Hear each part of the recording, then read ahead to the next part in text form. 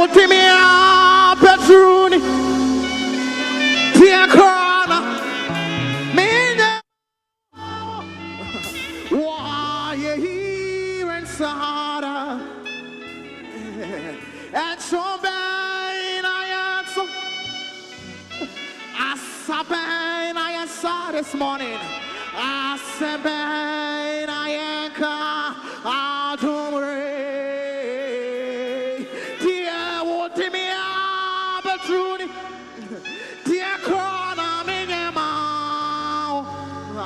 Why you inside? Oh, Moma Yamose Yametse, I say, Moma Yamose, oh, this morning, Moma Yamose, Yebedi Kuni, Hallelujah.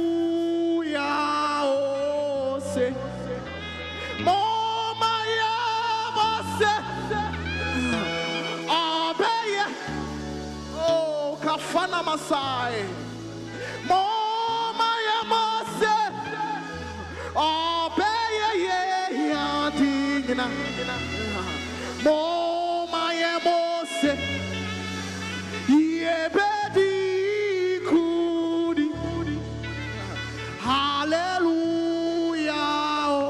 Oh, this morning, Monsieur Rati Tendina, na ye you are.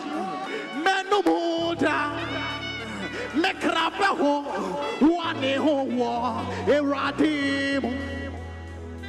Zatsa brua betia, neso ne pa biareya.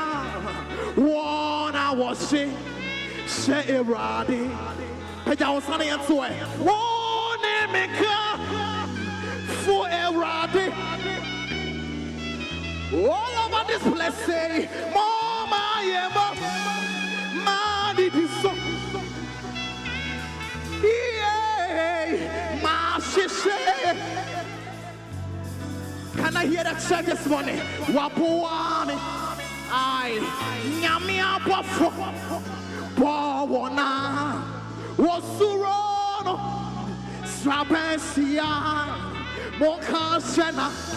Mupe uno se, oh, nyamie kwa maosu, nyamie kwa maosu, nyamie kwa maosu, watoye doso maoma, every say everybody say, what's me, brutsumi, ina, hi, make us so.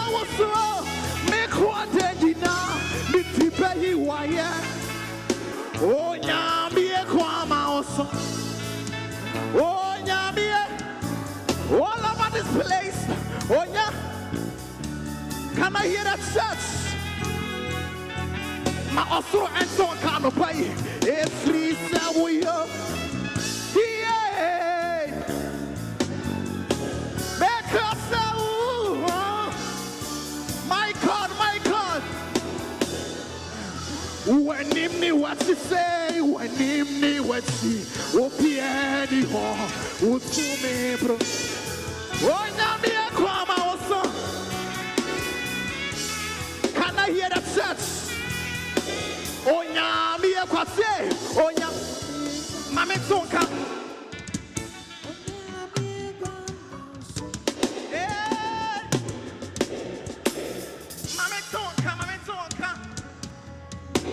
Every time we on Yamia,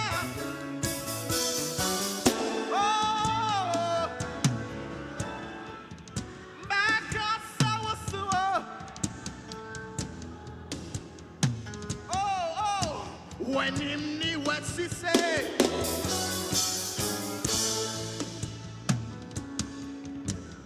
make up, so, my God, my God, my God, oh.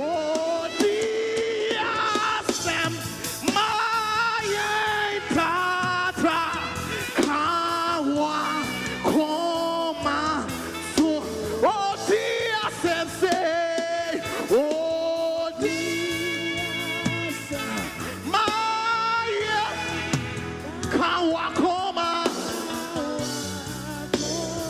My God, my God. Oh, Oto Yensi no, Oponefo. Mame Zonkai. And sorry. Oh, Onyamiya Yimiya. I. What's so what here? Onyami Betsy Mia, you were free. Kawa Sansera no Koa. Can I hear that church again? Say, Odra, everybody. Odra, Mosun Tonka. We all know this song. Let's sing to God. Oh my God. One so my God. Kawa Sansera no Koa. Our last song. Hey, see the way you love me. See the way you care for me. You carry my matter for your head, oh. Like a little baby, you watch it over me. You know they carry me to play.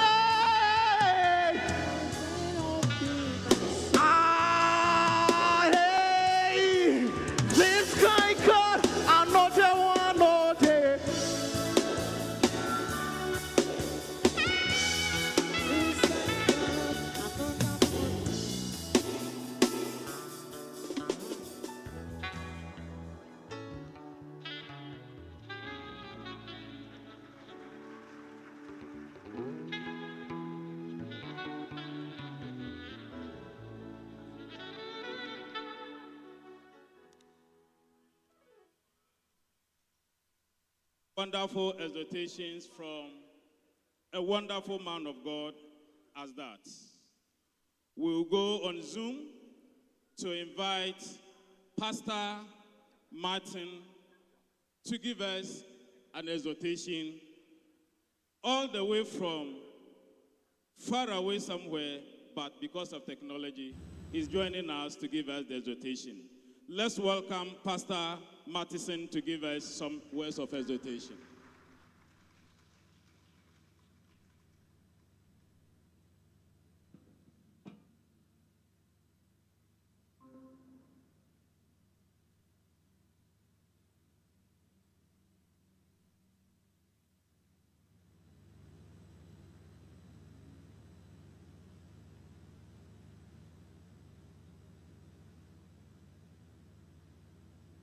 Hello, Dave.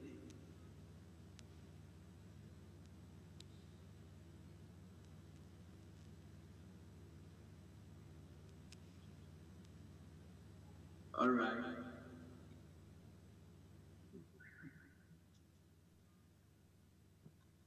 Yes, I believe you can hear me.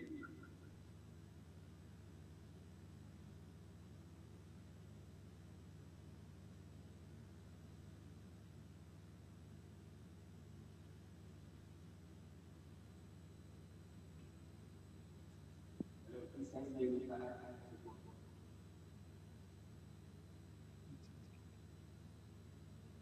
Yes, Pastor, we can hear you. Please, you can go ahead.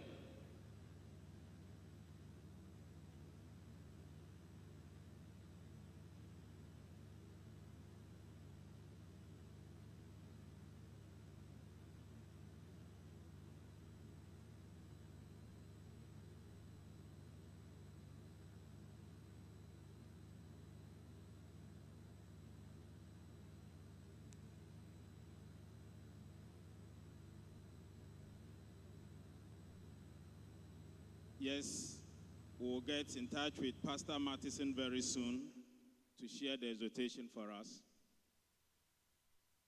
My crew, are we ready to go? All right.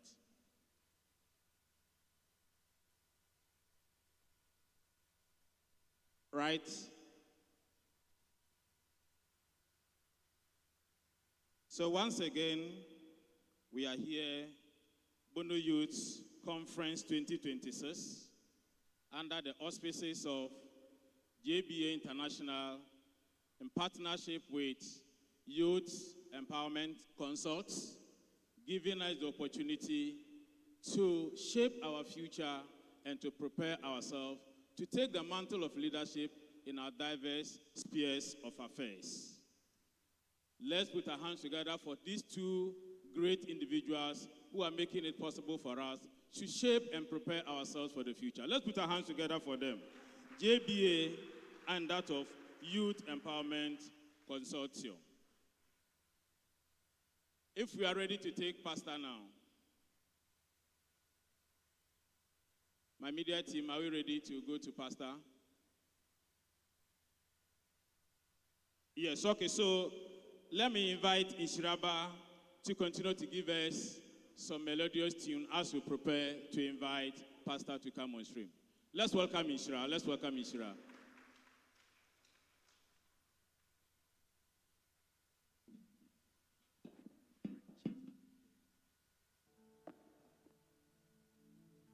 Jesus.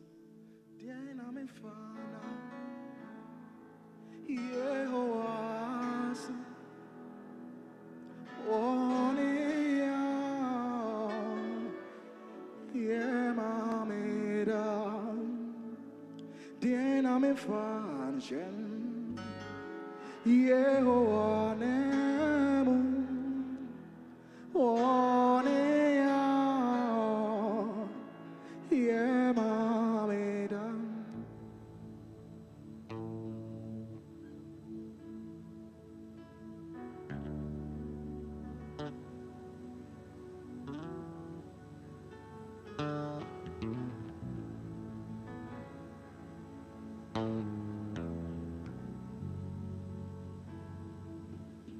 Thank you very much, Ishiraba. I'll bring you back. I think a pastor is ready. Let's go to him straight and take it over. Pastor, please take it over.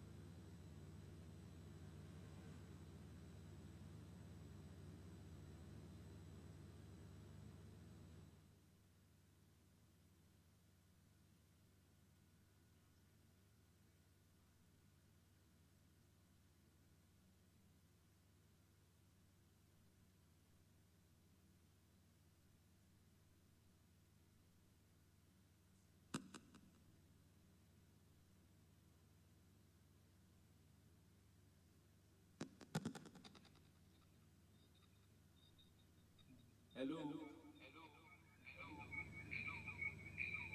Hello, Dave. So can I move on? All right. So we thank God so much for giving us life and for everything that He has done for us. I believe you can hear me now.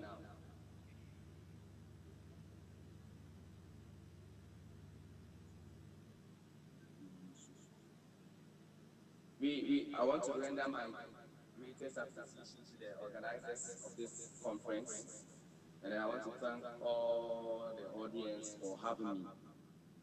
I'm sharing the word of God briefly with you, and I pray that by the time it will be done, God will surely visit us.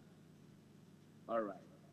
So I am speaking briefly on a topic, shine to impact. Shine to impact.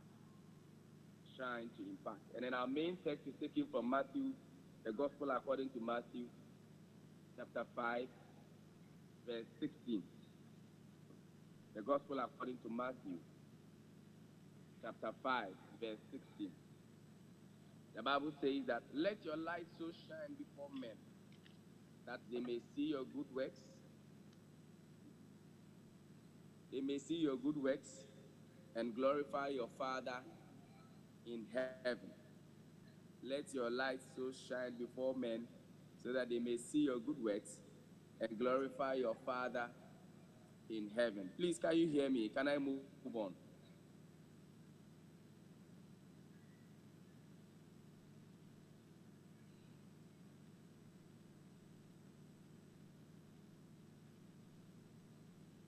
Hello, can I move on?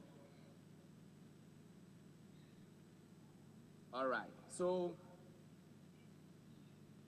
thank you very much. Beloved youth, we live in a generation which is filled with noise, darkness, confusion, and identity crisis.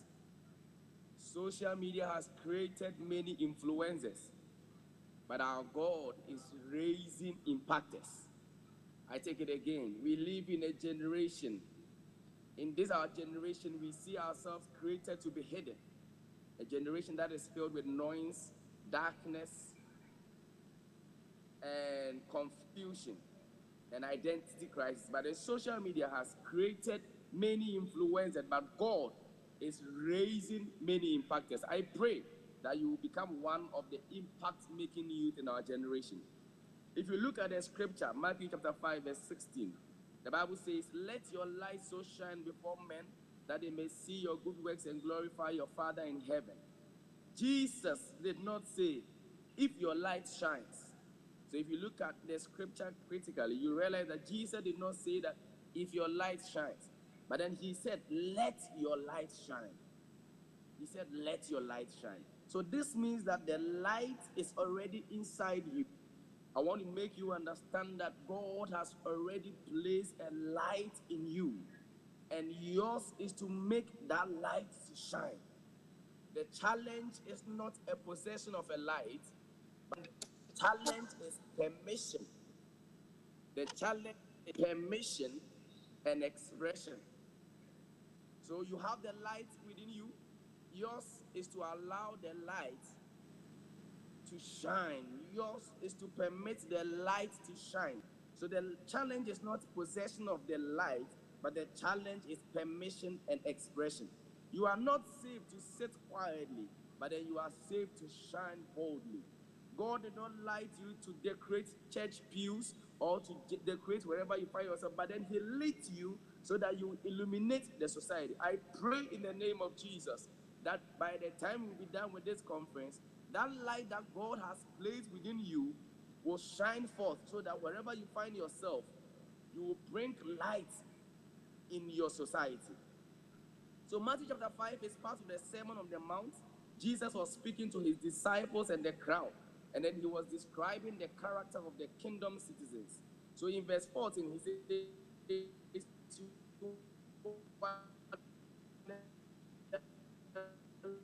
light of the world. But then in verse 16, he shows the purpose of the light. And the purpose of the light is to impact the world and lead others to glorify God.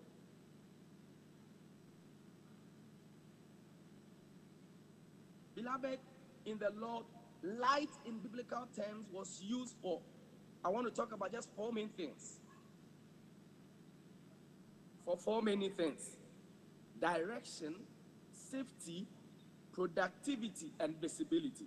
So light can represent direction, light can represent safety, light can represent productivity, and light can represent visibility. So if Jesus is saying that you are the light of the world, or let your light so shine before men, he's trying to say that, or he's saying that wherever you find yourself in, because of the already existing light that is in you, you are supposed to provide a direction to your peers, whether you are in school, whether you are in politics, whether you are in governance, whether you are in media, wherever you find yourself, that light that God has placed in you, you are supposed to provide direction to others. You're supposed to bring safety to people.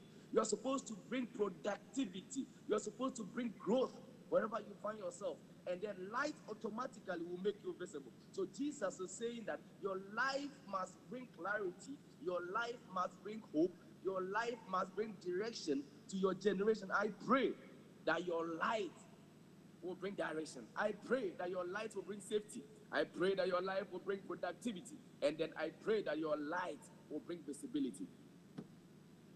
So in understanding the text, Jesus says that let your light shine. And this talks about responsibility.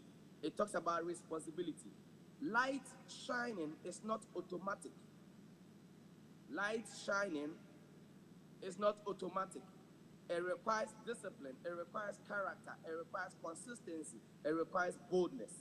And to shine before men means you must be visible. You must be visible. You must be visible among your classmates, your workplace, and your community. So impact is not silent, it is visible. That they may see your good works represent demonstration. So impact is not only what you say, it is what you do.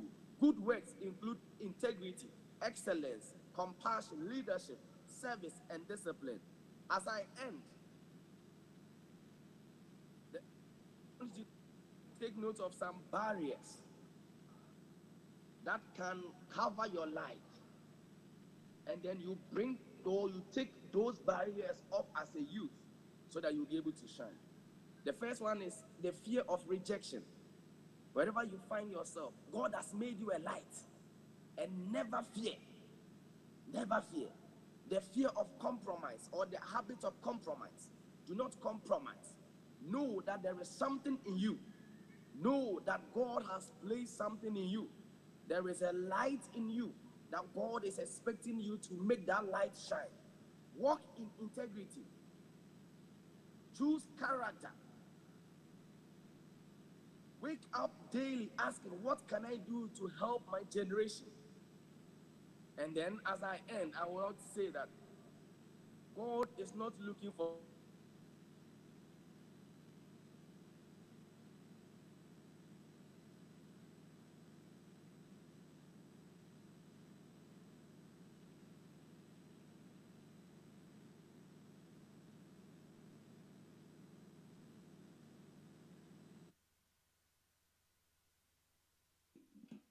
Yes, I think we've gotten the import of the man of God's message as the youth, what we need to prepare ourselves for.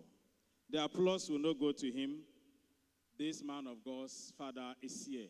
So let's put our hands together for his father for giving us this wonderful sound to give us this exhortation. At the appropriate time, I'll introduce the father to you. But for now, he's taking the applause on behalf of Pastor Martison. We invite Prudent Ayo Life International to give us a short message. Let's welcome them. Let's welcome them. The nicely dressed gentleman.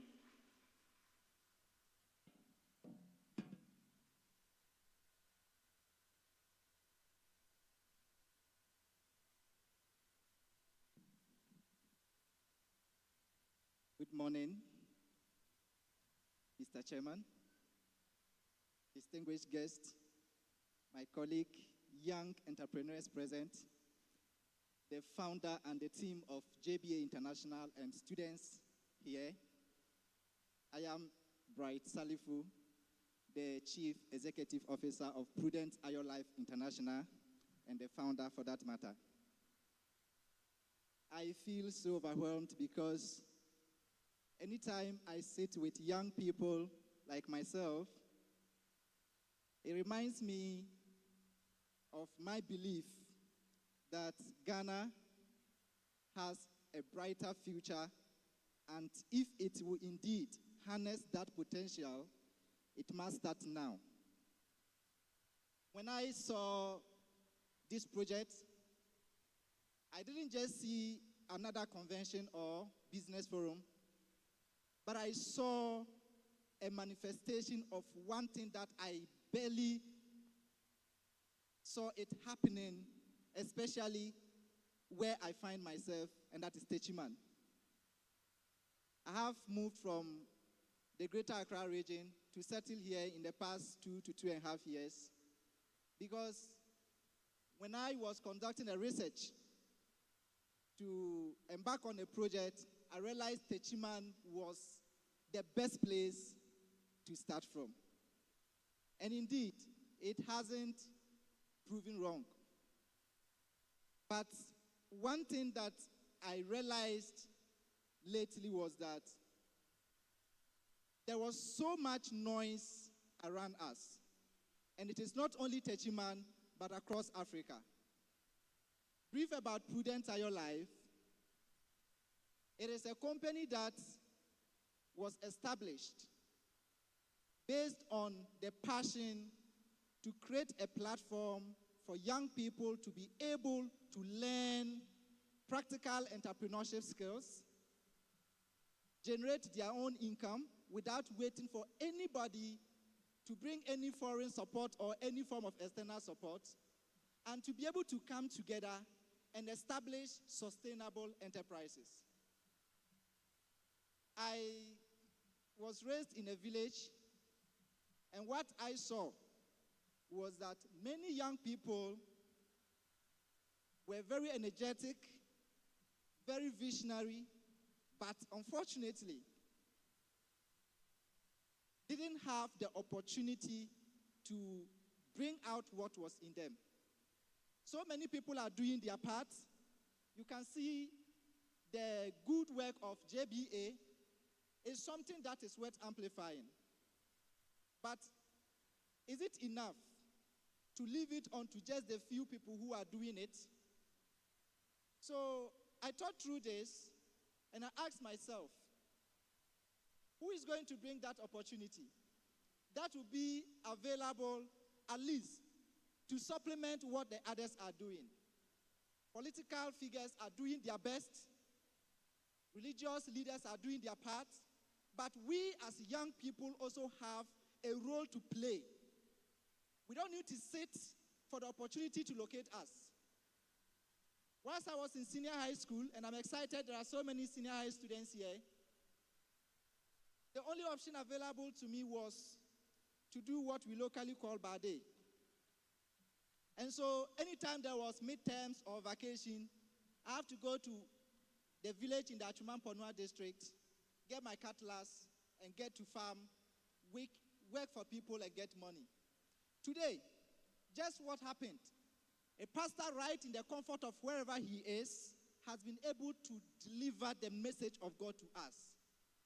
This is just to tell you the potentials available for us and to tell you that you are unlimited.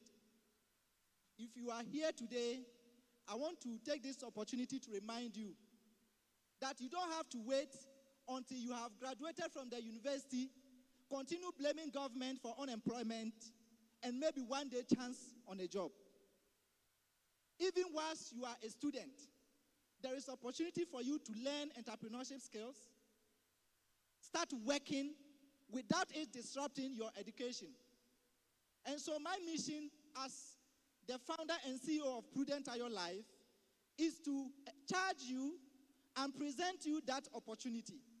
And so we have built a business platform that brings people together, not only give them theory, but give them a practical platform.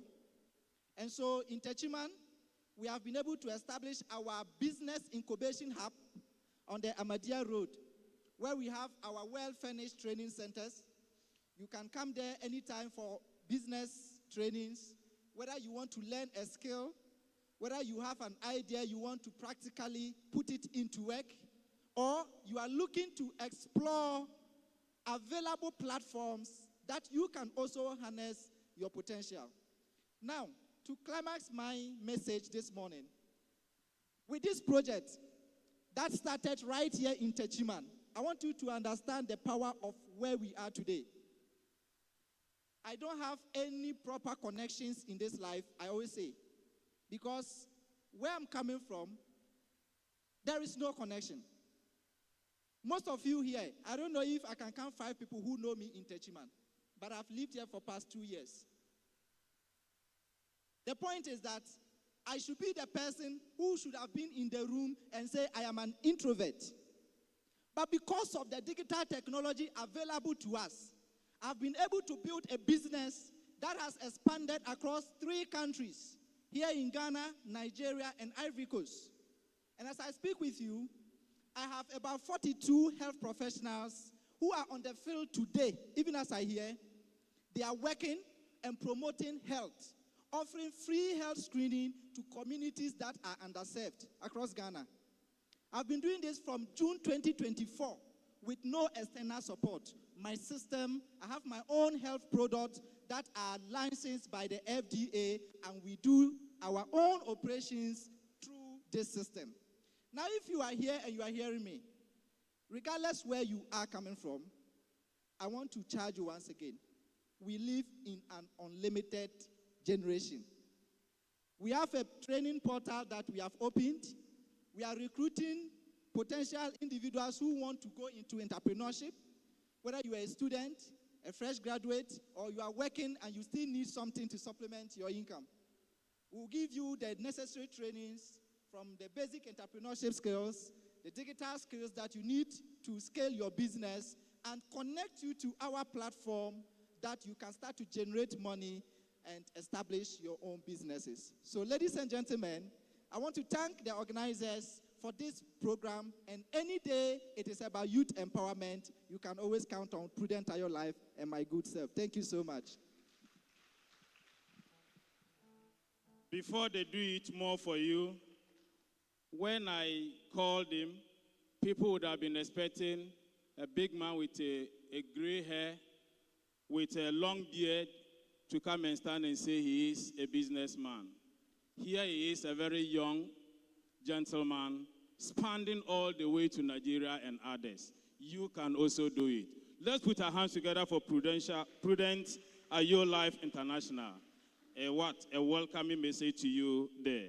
We want to take a musical interlude, and this will be Arise Ghana Youth for Our Country. And this will be given to us by Ma Efia. Ma Efia, if you are here, let's welcome her to give us Arise Ghana Youth.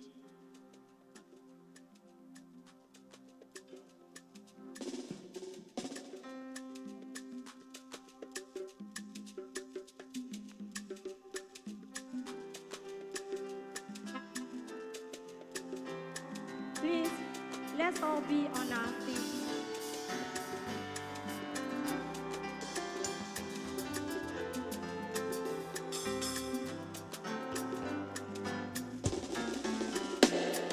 Arise, Ghana youth, for your country. The nation demands your devotion.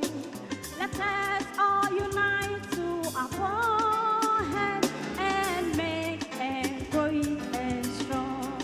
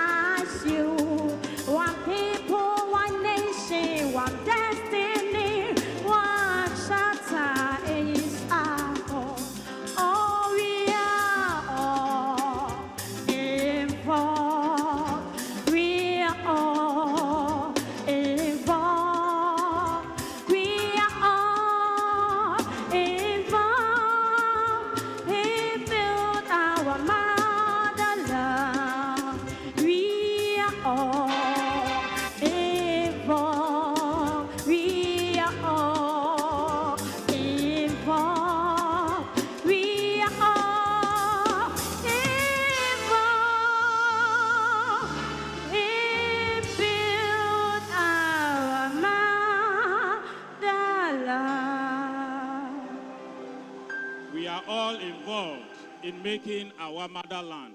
The elderly, and then we, the young ones. Let's put our hands together once again for Mafia. Let's do better for her. Let's do better for her. Thank you very much, Mafia. We have gotten to an important segment of today's program. And I want to implore you, sit back, pick your jotters. This is where, by the end of this segment, you should leave well-informed, well-educated, confident and motivated, not like you came, but as you are living. For this segment, let's welcome my co-MC, Miss Francisca, to take over to lead us through this session. Let's welcome her, please. Let's welcome Miss Francisca.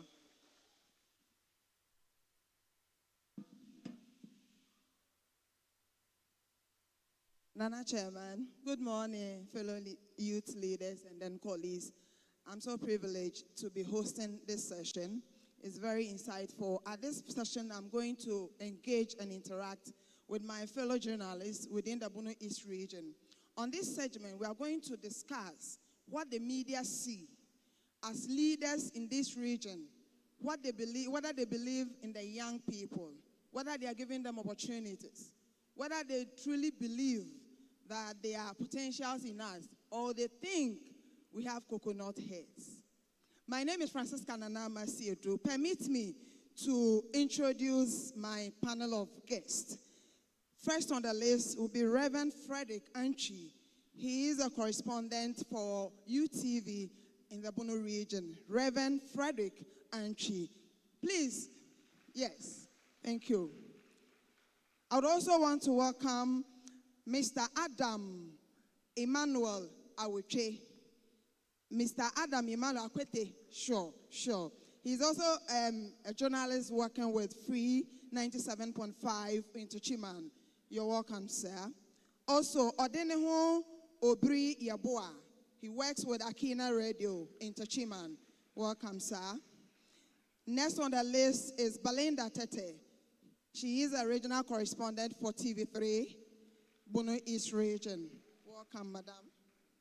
And then, next on the line is Nanasie Amache. He also works with Classic FM, Techiman. Nana, you're welcome. And then finally, my own brother, Anas Sabit. He is a correspondent for Joy News in the Bono East region. You're welcome, sir. So, ladies and gentlemen, Nana Chairman, I present to you my panel. Today we are going to discuss the role the media plays in the lives of the youth and then what they see within the region as far as youth empowerment is consortium. My fellow colleagues, you're welcome. Okay, so on the first one, I would like to take some few words. You do a little bit of introduction and then what inspired you to accept to be on this particular event? So I'll start from the far end. Sabit, please help us with the sound. Media, can you please help us? Yes, you are audible. Okay. My name is Anas Sabit, and I work with the multimedia group. I'm the regional correspondent. In fact, the question why I accepted to be part of this particular conference. Personally, I'm a youth. I love everything that has to do with the youth. We live in a country or in an area where hardly do you see the youth given the opportunity. Usually we've been covering programs. I can't count the number of programs I've covered in my line of duty as a journalist so many times. But hardly do you have programs that has to do with only the youth and then championing the cause of the youth and then how to give the youth the platform to also excel. So usually with the programs we go, the people we cover, those with the gray hair and what have you. So this is a platform, an opportunity for people like me and those who are not up to our level to also voice out as well as empower ourselves. So accepting this is something I couldn't have said no. I really want to be part of this whole thing because the youth are the next, line when it comes to leadership. So simply, this is why I accepted this. All right, thank you so much, Sabit. In fact, we are the leaders now. It's not next. When we keep on saying next, they keep postponing us. But it's now. It's just time is now. So my beautiful Belinda, it's so sad that among 5 men, we are just 2. The JBN will explain to us why they did that. But Belinda, let me hear from you. Right. My name is Belinda Tete. I'm the Bono East Regional Correspondent for Media General. And also, I'm a reporter at Globe TV here in the Bono East region. Now, the reason why I accepted to be part of this engagement is because in my line of duty, I've learned that the most important stories are not in press releases. They are mostly the gap between what people say and what they do. And so, as a media person, having done stories and having uncovered some truths in society, I think I am also in the best position to help question stakeholders and to help them uphold their statutory to the youth. And that is why I decided to accept and come here. Thank you so much. That was so powerful. Yes, sir. My name is Frederick Enchi. I represent Despite Media in Bono East.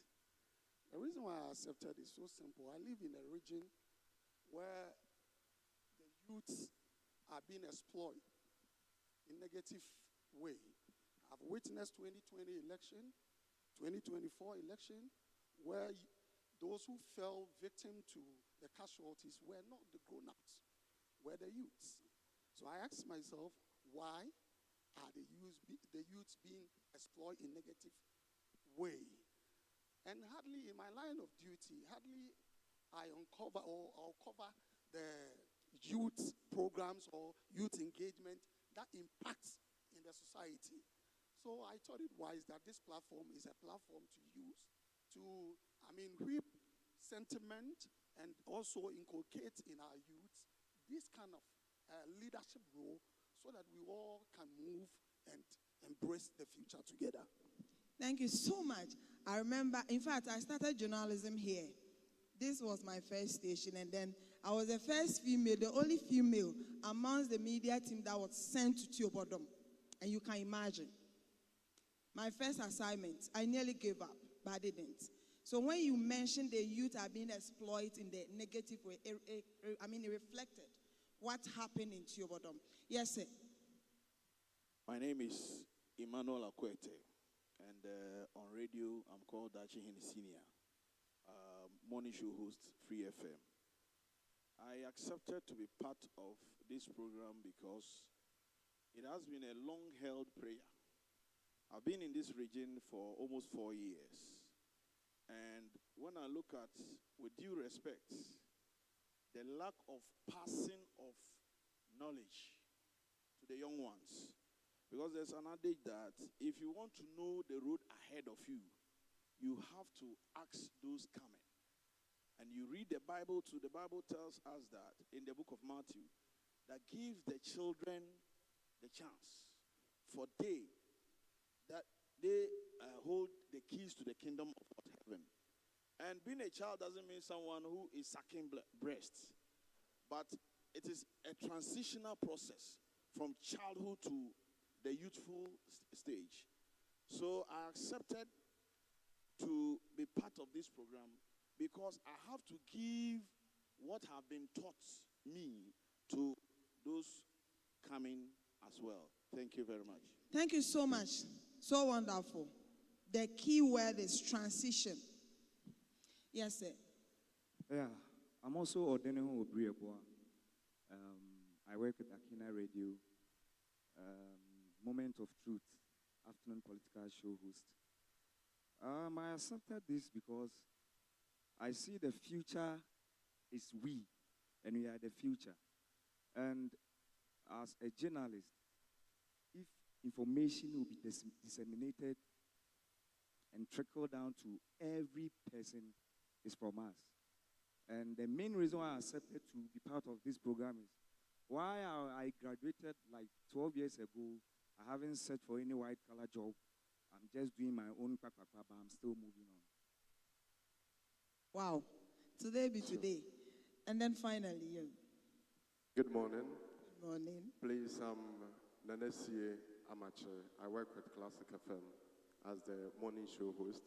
And the reason why I accepted to join this conference is that when you go to Kumasi, Accra, and other areas, you can find a lot of the youth from Bono East region who are also doing well in those areas. So when I was called upon to attend this meeting, I thought it twice that with the little experience that I also have, I can share with my younger sisters and brothers so that when they also grow, they will do away with that inferiority complex and think that what they have or what is in them, they can exploit anywhere that they go around the globe. Thank you very much. So once again, I would want to say thank you all for accepting to be on this panel to help us carry the message of youth empowerment, not just by words, but then followed by actions and then commitment. So today, I want to find out from all of you. You've been in the space. You've been behind the microphones. You've been behind the cameras. You've engaged a couple of leaders within this region. Will you say that leaders in this region really believe in the youths, that they are potentials, they can utilize them well? Or, like my big brother said, they have alternative options, opinions about these young people. So let me start again from you.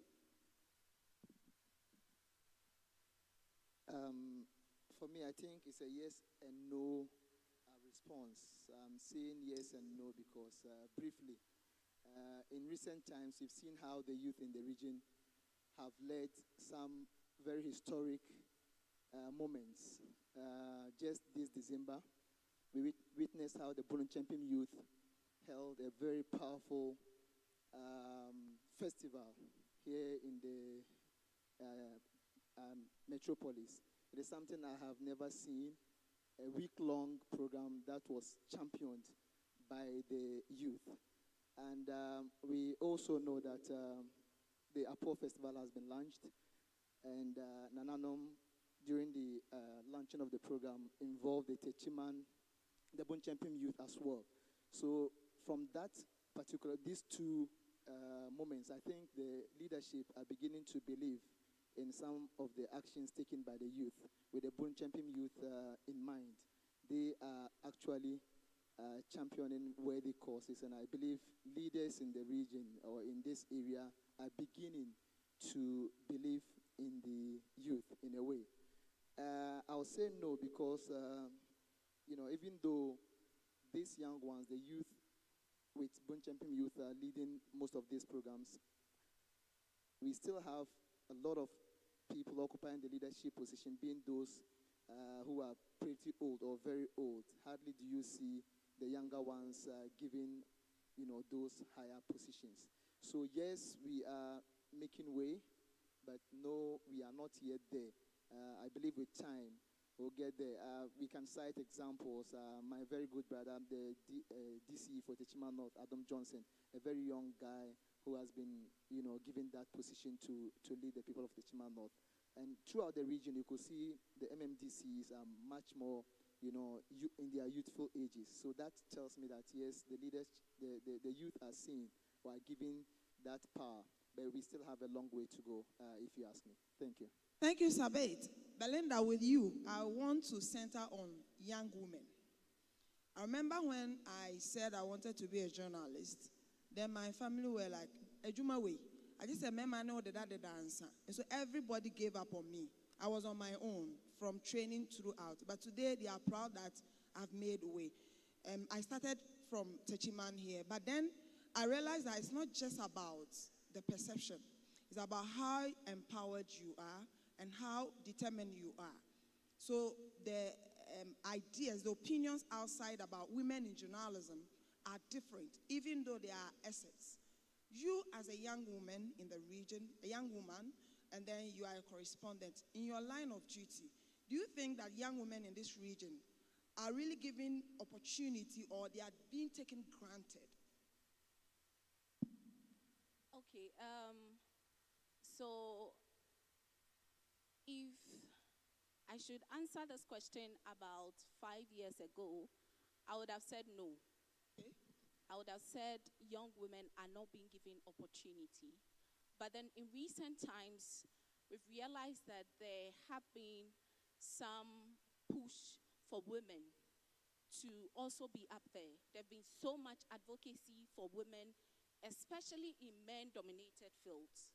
And so I, for one, being in a male-dominated field, I can tell you that I have gotten enough support throughout the short period of time that I have been in this industry.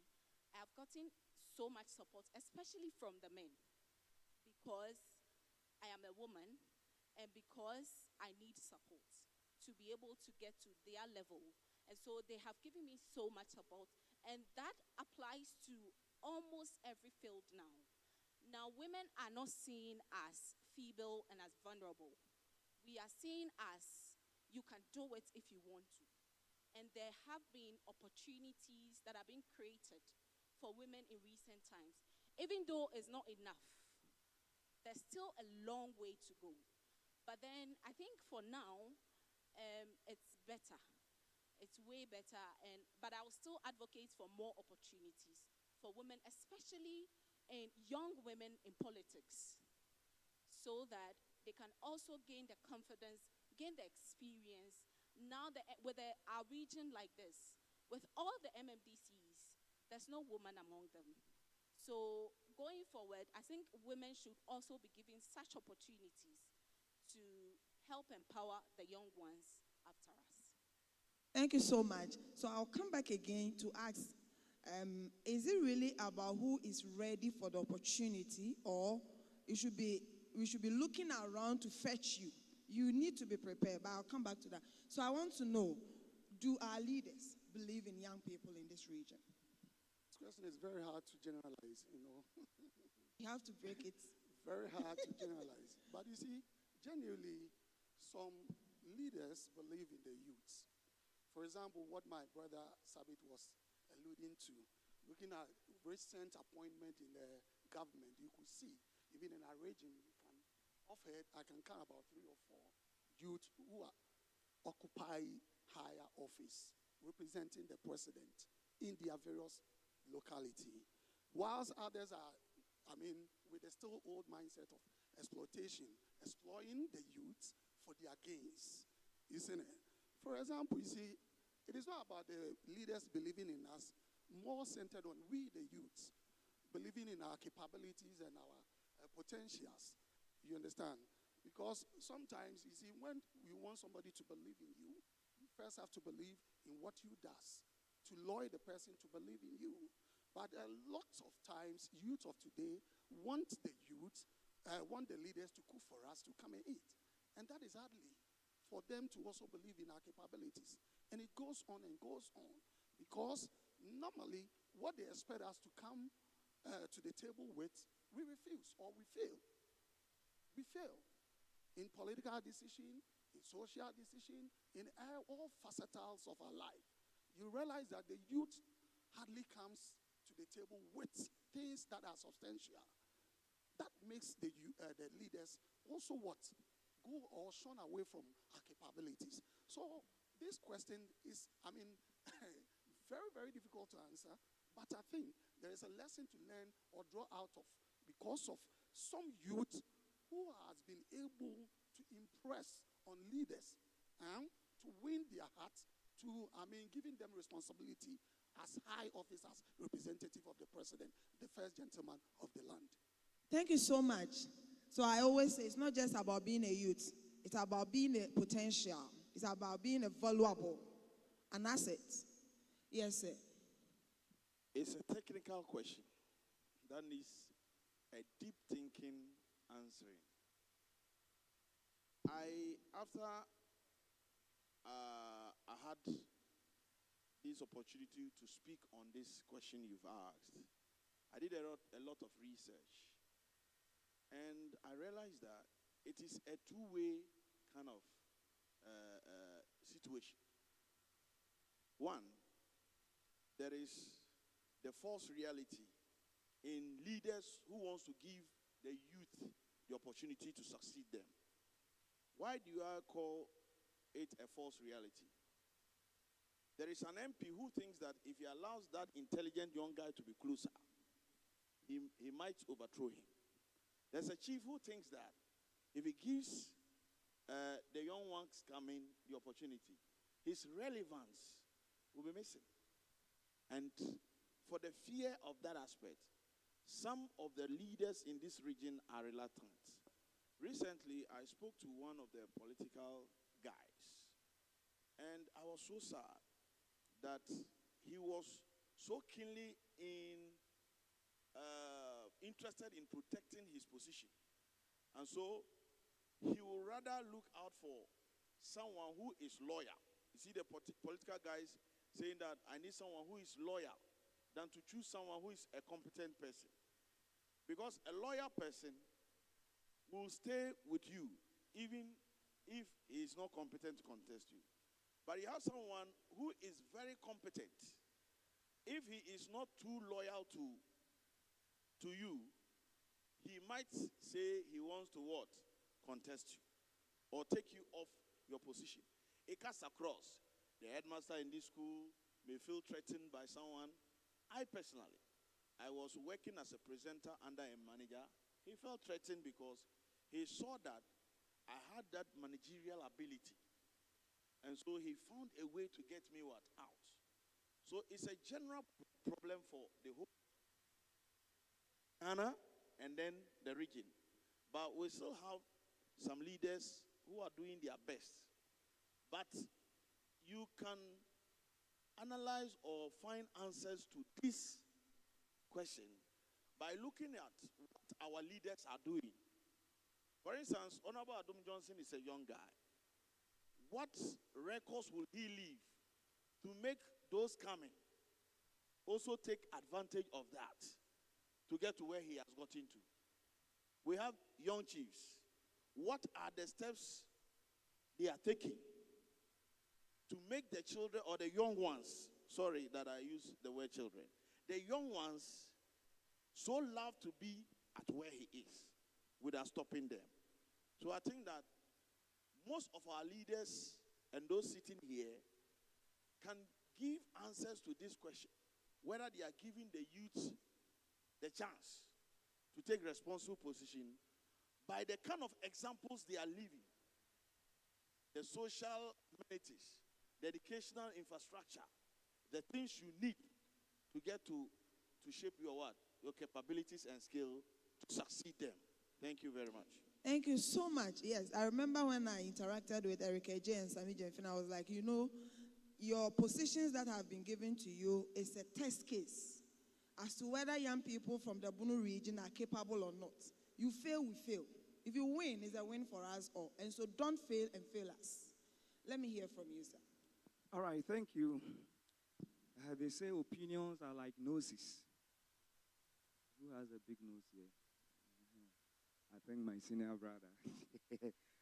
The question is, do leaders in Bono East believe in the youth? Per my experience, I would say it's a big no. It's a big no. Despite the fact that I'm a political show host, many people know me as a creative arts person or a showbiz person because I'm a sound engineer. So I work with those guys, talents. When I graduated in 2014, I was posted on campus, but I personally did transfer to come to Techiman because I had already come here 2008 to work and looking at the talent in Techiman. If I'm to convert it into academics, the talent here can be compared to those in the Massachusetts Institute of Technology or the Harvard. But you don't have anybody to push them. So I decided to come here. Honestly, I have had engagement with so many big men. People I thought, oh, this guy has the ability to push these guys. But you go to them, the kind of words, description they will give to the youth is as if we don't have any future.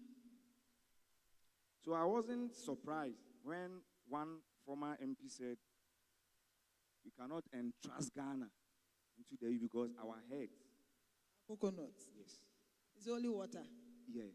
But my senior brothers have said it all. Look at these guys, that the young ones that their names have been mentioned. The life of Pato. Is, I think DC for Nkranza. I don't know that North or no, Nkranza North. Look at Honorable Adam Kwabena Johnson. When I checked Honorable Adam Kwabena Johnson's biography, like we are of the same age. And I was like, wow. But look at the rate at which this man is performing. Let me come back to my issue. The person I confronted and he told me there's no talent in Techiman. I said it to myself that I'll challenge this man. I'll let him know. Because he has a big media platform, not even radio, television. So I sent a proposal, and lo and behold, my proposal was accepted, and we started. So one day he said, hey, Freeman, you said it all. There are so many talents, but the perception is out there that, oh, Techiman. But I don't blame them, because when you go to our station, when you go to the market, one day I was going to buy food, and I saw a lady standing, and she was asleep. So when we see said people, the conclusion will be that there's no future for us. So it is incumbent on us as youth to prove them wrong. Because honestly, the leaders in Puno East, as it stands now, do not believe in the youth. Thank you. Thank you so much. So I keep telling my young people that the time of which young people are yearning for opportunities, calling for opportunities are over. This time around, we are calling them to the table. We are setting the tables ourselves, and then we call the opinion leaders onto the table. Come and listen to us. We are not listening to you again. I don't know if it's not a matter of disrespect, but then it means that we are ready. We've set the tables ourselves, and we want you to join us on the table and hear us speak, right? Let me hear from you, sir. All right. Thank you very much. In fact, my colleagues, they've said a lot. Let me add something more to what they've just said. In fact, it's yes and no. The reason is that in this region, for instance, my brother Ejeni Boateng is here. I've known him for the past 15 years.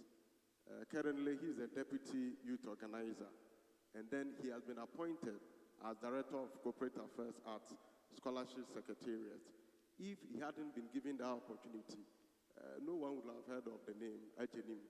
But when the opportunity was given, he has been able to showcase the region. And then anytime he make a post, he has been saying a boy from Kamampa. Someone even asks, where is Kamampa? It's at Prime area. So I think some of our leaders too, they are talent killers, because they know that when they give you the opportunity, one day you even overthrow them. So they will not even give you the chance to come closer to them. And then others too, when you even come closer to them, they will influence you with bad attitude like drinking, womanizing, and other things. So it's incumbent upon the youth to know that the leaders that we want to mentor, either they are talent developers or they are killers. That is what we are supposed to do. But I think in this region, some of the leaders, they are very good. Others too, in fact, as I said, they are talent killers. So we have to be very careful as to which leader we are following and who we want to be in future. So when we take these two positions, we can decide to say that what we want to do in future will help the lives of us and then our colleagues as well. Thank you. Thank you so much. Sabet, I want to start from you again. This time around, I want to see our young people, of which you and I are included, very soon will be fading out, and then these ones will take over from us. I want to know, do leaders in this region see us as assets or liability? Well, I think leaders often hold dual lens on this particular one. Dual lens, some in one fold as assets, and in another fold as risks or threats. The youth are energetic, they are lively. So when it comes to organizing programs, when it comes to activities, events, cleanup exercises, when it comes to the activities, when you look at the political front, the rallies and all those things that needs energy and the human, form, then the leaders will see the youth as assets. Come down to our traditional settings as well. When it comes to any festival and what have you, when it comes to the energetic fields, the youth are always there. But they also see us as risks after the harvest. So during the planting period, we are seen as assets. But after harvest, we are seen as risks. Risks because my colleagues here have said that usually they may not want to empower you because they feel you are capable of overthrowing them, if I could use that word. So yes, we are seen as assets, especially when we are when it's that season where we need to plant. But when the whole thing is ripe and we are harvesting, that is where they see us as risks because, and I don't blame them all entirely because the youth are equally volatile. What the youth can do within a twinkle of an eye, the old age cannot do. So yes, assets in a way, the risks in some way. In brief terms, let me put it this way. Thank you. Wow. Belinda, on your side again, I want to know, you see, there is this common slogan from, pardon me if you are a politician here, but we know you've worked with you for decades, right? There is this slogan, they say that, a man, they are politics, the man, they are politics. So you being a journalist in the region, interacting with these people, when you get close to them, what are the perceptions they have about women, young women for that matter? Is it a matter of using us to mobilize people for their gains, or they really believe that they are really transitioning us to occupy positions? Okay, so just like my colleague said, it's a yes and no. Most of the times, women are viewed as organizers, the people who call the crowd. And so if it comes to making women lead, get the crowd, convince people to come to their side, they mostly go towards women because women mostly know how to lure people to sweet talk you, convince you into selling whatever they want you to buy. Most of the times, after they use them for the hard work and they get the office, women are mostly left behind. One, with the issue, there are so many excuses most of the times with, oh, she's married and marriage will distract her. Oh, she hasn't gotten a certain level of education, with so many excuses. But then, as time goes on, I think these narratives should change. Because if women are able to mobilize something and bring it to reality, then women can equally rule and make a change. So I think even though the advocacy is ongoing, it is not hitting the spot it's supposed to. So over time, I think this narrative should change, especially in politics. When they use the women for the grassroots work, for the hard work, for the pongpo, when they come into power, they should also pull them along and push them into offices, give them opportunities to also thrive, so that the ones coming will also realize that, oh, if I also give out my all, at the end of the day, I can get something. But if you come into power and the women are sidelined with these excuses, then it's discouraging. Yes, and so it is. Because there have been several instances where women have lost their families just because they engage themselves in politics. There are times women are disrespected because they feel like for a woman to be a politician and a young woman for that matter, I mean, that thing, that idea that you are sleeping over, it's there. So it deters us from engaging in active politics. I know you may also have questions. So this time around, we are coming to you, our beautiful audience. What do you want to ask our beautiful journalists here? I mean, they are the people that will carry your message to the mainstream. For those of our leaders who are not here, they will champion the cause. Today, we are putting ideas together as young people to tell the world, to tell our leaders in the region that we are not just vulnerable. That clause, that young people are vulnerable, we are not. There are potentials in us. The future is now, and we are ready to take over. We are not competing them, but then we want them to see us as a support system. We want them to carry us along. And so what is that question that has been bothering you for so many years, but you've not been given the opportunity to speak? Because even in the traditional setup, they think that if you are young, you don't deserve to be there. You don't deserve to share ideas. Has the narrative changed? We want to hear from you. And so kindly help us. You raise your hand if you have anything to ask, or you have questions, you have opinions, whatsoever. Kindly raise up your hands, and then we'll come to you, pick your questions, and then champion it. I believe the whole idea of this engagement is not just to come and, capture you here and then sit here and talk. No.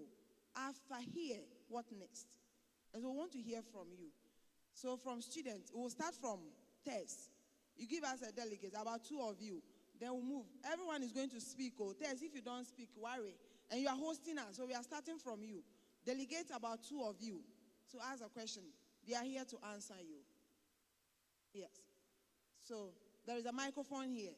If you want to speak, there is another microphone on this lane as well. Gently or beautifully, you walk towards the microphone and then ask your question. So it is all about Jba Bono East Youth Conference, a maiden edition for that matter. And we are not ending here. So are you coming? Tess, you are coming, right? Oh, Tess, why? Okay, so get up. I've seen your hand. Kindly walk towards the microphone. There are standing microphones. Yes. So you mention your name, of course, your school, and then your question. Please lower the microphone for my beautiful girl. Yeah.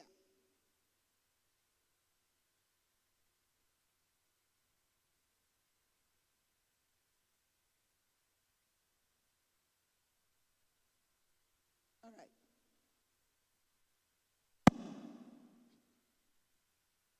Sorry. All right, go ahead.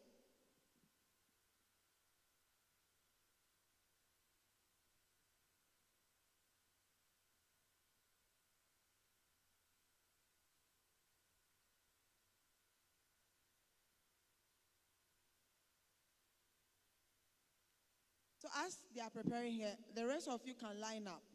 Tess, we are taking 3 from you. All the schools, we are taking 3 from you. Please don't disgrace me.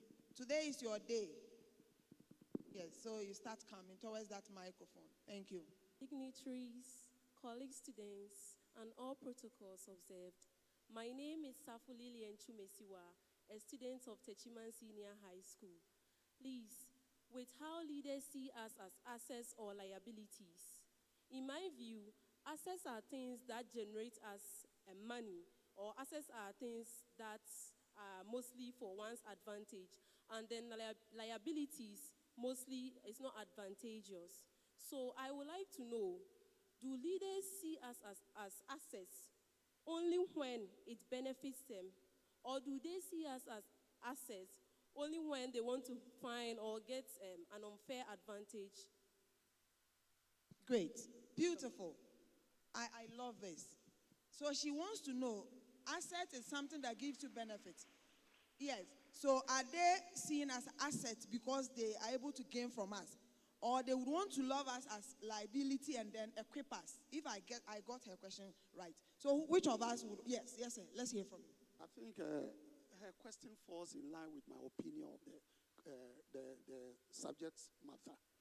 You see, any leader who wants to leave impactful legacy, believe in youth, see the youth as assets.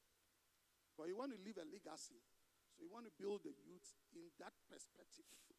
But those mischievous ones who always want to rule, who always want to have their way, see the youth as risk. Energy of youth is unquestionable. Every youth possesses that kind of energy. But what that energy drives you to do makes your potential realize.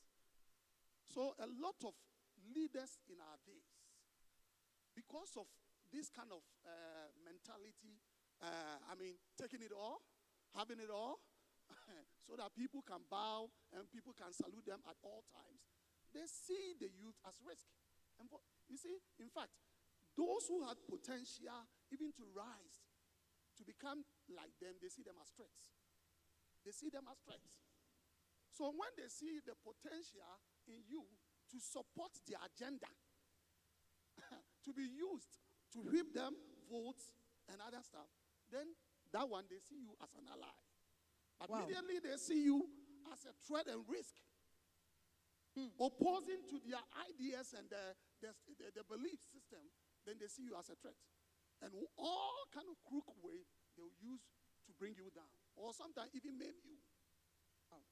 So, you see, we're living in a society that diabolism has now come to stay, even especially in the field of politicking. And now we take politics as a center stage of every device of our life. And you could see that the politicians are ruling all facets. So when he sees you as a threat, he makes sure that you do not thrive. Wow. Who curtail the existence of you, so that you do not come and, oppose him.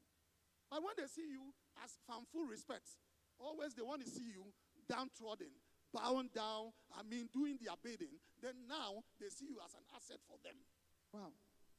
And it is going on and going on. And most of our youth are falling prey to this kind of ideas and agenda. My brother will call it jandam. Isn't it? Most of the youth. Because the leaders of today want to see the youth as a full respect. By hook or crook, you should see them as the overall boss, bowing down, crawling for them, hailing at them, even when they are going wrong. Wow. And if you are innovative and an entrepreneur, I think risk is an opportunity, right? Say, I lie. We entrepreneurs, we believe in risk. So even if we are risk, take advantage of us and you get result. Next person, Tess, you are left with 2 questions. Yes, sir. You can walk majestically towards the microphone. Yes.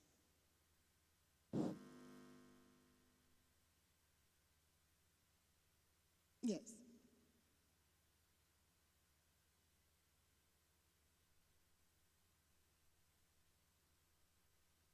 So if you have a question, kindly make sure, yes. So that we will not waste so much time. Yes.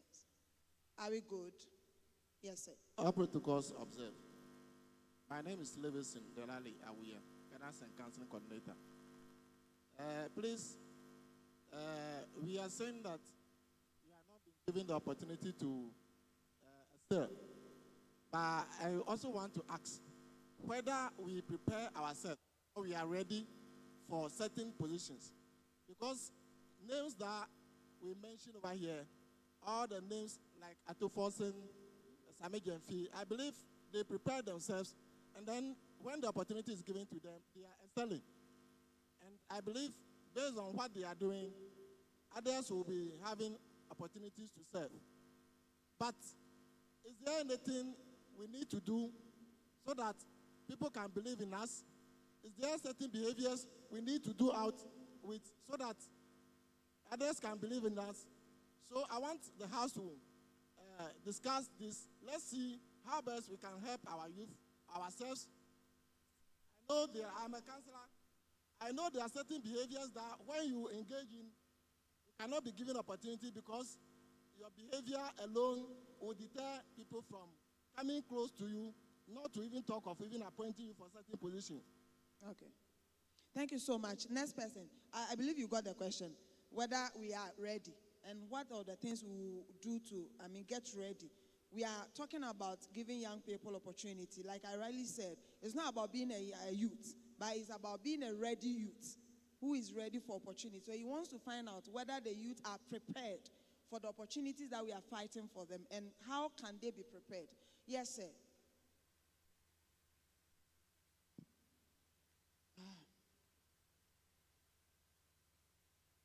Please walk to.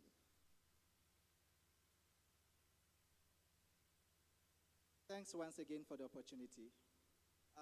My question is in two folds, and I'm glad my senior colleague had the opportunity before me, because that actually will help me to ask my first question.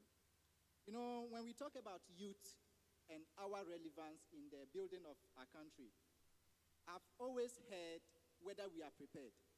And my question is, we put together an educational plan, put people through over 20 years of formal education, and they come out and we think they are not prepared, then is something not wrong with the educational system? Two, my media people here, you see, let's say our environment is too much of noise. And the media, permit me to be brutal here, has been one of the main producers of the noise. We elevate certain things that I think should not be given so much of credence and do not give so much focus to young people. Look at JBA. I doubt how many media stations will give him free airtime to come and project his visions. But let a young SHS girl naked herself, and the next day she's everywhere.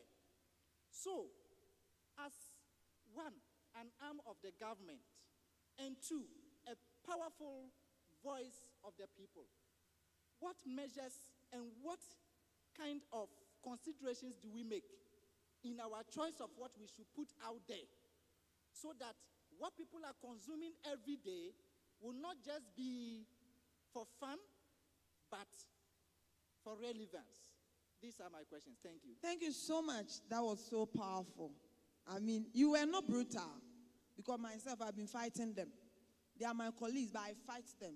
We give politicians time to come and insult everybody, but we don't give young people the opportunity. So, first question on you, and then the next question. Let's take the final question here so that we'll share it among. Yes. Thank you very much. My name is Rachel Adeyabwa. I'm from Kintampo South, Edeli Gate. I have something small too. I don't know whether it is a question but what I have to say is, when you were discussing, you said something about the leaders, we being ready to come to them or for them to put us into higher positions for us to do something for our constituency or our nation. And some of us are ready to learn, and then some too are not. But those who are ready are our, I don't know how to put it, are they ready to also help us to learn what they are doing? Because if you are ready to do something and someone is not giving you the opportunity to learn from, how are you going to do it? And so therefore, I urge them, I don't know whether it's a question, they should, when we come to them, they should also they should pull us to them, so that they will let us know what is good to learn from them, and then what is bad to learn. Because if you learn the positive aspects only, maybe you might be faulty, but you don't know. So both of them should be given to us to learn. Thank you. Thank you so much. So I think she was focusing on mentors, whether they are ready to mentor them. Imagine you walking to Honorable DC or Madam Honorable Elizabeth Ofosu-Ajari as an SHS person, so single-handedly, and then you've come that, Mommy, I want to learn from you. Is she ready to give it out? Will you be even given the opportunity and avoid all the protocols. You have to go through some people, and they will even, those are the things they are experiencing. Finally, you are the final person. Hey, please, let's hear from you. My name is Samuel Kwame. I wanted to ask, sometimes as a youth, we are not allowed to express ourselves. Even in our traditional areas, we are not allowed because they see us as young adults or young people. So if we are empowering youth always, are we actually valued in this country as a youth? If we are valued, so why are we not allowed to express ourselves at certain circumstances or certain situations? Thank you so much. So we'll answer these ones and then we'll come back. Yes. So I'll start with you. All right. Thank you very much. Let me deal with the number 2 question that we're answering before the questions also came in, because that wonderful lady, her question is tied to question 2. And it says that from my experience in the region, how do leaders truly see young people as an asset or a risk? I think that any leader who has a futuristic eyesight must see that you need a replacement. The vehicles that we use, you need spare parts to replace the worn-out ones. So you cannot be a Methuselah, either at gratis, the CEO forever, either at student trust loan, the corporate communication forever, or regional what forever. You cannot do that. So it must be at the back of your mind as a very good leader to nurture the young ones to step into it. It becomes a plus on what? On you. And so I think that any leader who is not selfish should not be scared of anyone he or she is what? Nurturing. Even though some of the young ones can betray you. But one thing I believe in life, if you are true to God and true to life, nature will not disappoint you. Then when you come to my brother's issue about noise making in the media cycle, yes, I accept the blame. It is true. But we are not looking at the causal agent of that noise. You have the National Communication Authority giving frequencies to somebody like Dr. Adebsa, who is an NDC man, a CEO. You appoint me. Dr. Adebsa is not performing. So forgive me that I'm using him as an example. Or Mr. Ajenim Boatin, who is the corporate communication officer for Students Lows Trust. He has established a radio station and hired me, a morning show host, who is a firebrand. Do you think he will accept me criticizing him so seriously? He will not. So it is a multifaceted problem. The National Communication Authority must solve that problem of giving frequencies to politicians, because you can be on air and your boss will call you to tell you what to say. Meanwhile, he has no idea as to how radio is done. Sure. So that noise, my brother, it is not us as journalists. And for me, I am so lucky that my boss is not a politician. Okay. He has given me a free will. You can be my best friend. If it is not good, I say it as it is. Thank you. So I think my colleagues can also take after that. Yeah. Let's hear from you. Yes. Yeah, I just want to add something small to where he said he want to be brutal. He wasn't, because that was a reality. Yes, I side with my good friend here. But sometimes we, the media guys, we measure in minor. And it's a fact. The reason being that if you have started your show, looking at your Facebook numbers and it's not shooting, you want to get a content that will draw audience. That is when you go and find certain content and you'll be making the noise that you was talking about. Come to Facebook, come and watch something. And to be honest, the thing doesn't even have anything to do with politics. But because we want the numbers, because we want to get listeners. So sometimes you must focus. And as he rightly said, we must give the youth opportunity, mostly because of, you see, when you interview people, the big men, they will give you something. But if you call the young guys, even 50 Have nothing cities, to offer. yes. So my brothers, on their behalf, I'm pleading, we should give them that equal opportunity. Thank you very much. Thank you. Okay. Let me add something small to what we've already said. Someone asked a question that are the youth, are we also prepared to learn from others? I think yes. Some of the youth, we are prepared, but many still need skill training, discipline, and then readiness, and then the passion should be there, that we want to mentor this person. Then whenever we are free, we have to go to them, learn from them where they started from, where they want to go, and then how they are faring with life. I think if we are ready to learn from the selfless leaders, we can also have a successful life. I think that is what is supposed to be done. Thank you so much for joining us. It has been a very fruitful conversation having all of you here. You have something to say? Yes. A young lady asked about the youth being silenced. Yeah. Now, I think one deterrent in preventing the youth from thriving is the culture of silence, especially women. As a woman in the Ghanaian setting, if you want to thrive, you have to keep quiet. If you have a voice, you are a threat. One word in dodo, and you don't respect. Most of the times, you are forced to shut up if only you want to thrive, which is wrong. Women have a voice. The youth has a voice.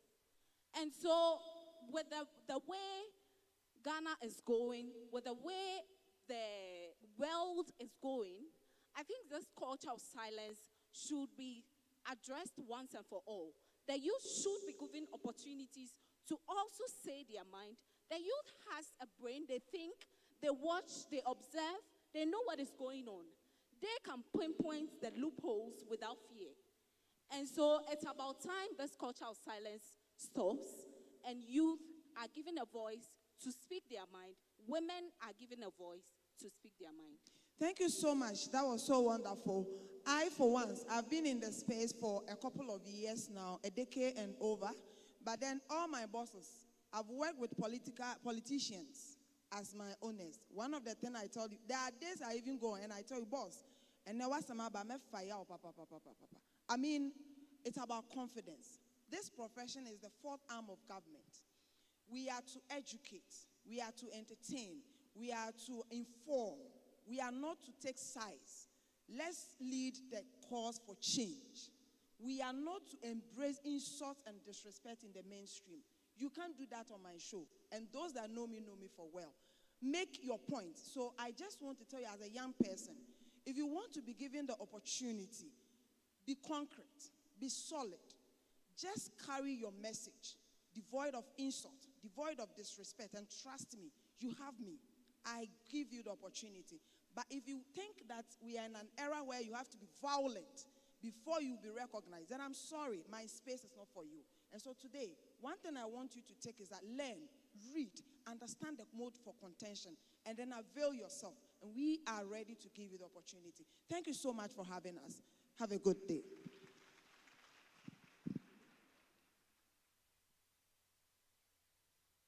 We can do it better for Ms. Francisca and her discussants. Thank you very much. Our panelists, we have taken so much from you. The band, I want you to prepare to give us the national anthem. Once again, we are here, Bono Eat Youth Conference, sponsored by Jba in collaboration with Youth Empowerment Consortium. The band, please get ready to give us the national anthem. And I want to say this to our leaders. A failed leader is one who fails to prepare somebody to take over from him. You are a failed leader.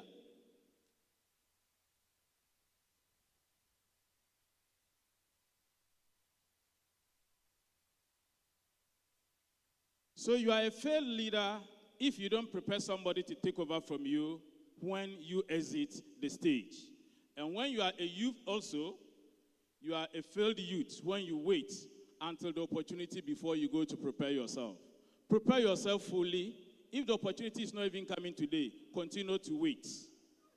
Gather all the necessary experience, the certificates down. One day, the opportunity will knock at your door, and you wouldn't have the opportunity to go back to prepare yourself. The band, if you are ready, let's kick and take the national anthem, and I'll humbly implore all of us to be upstanding as we take the national anthem.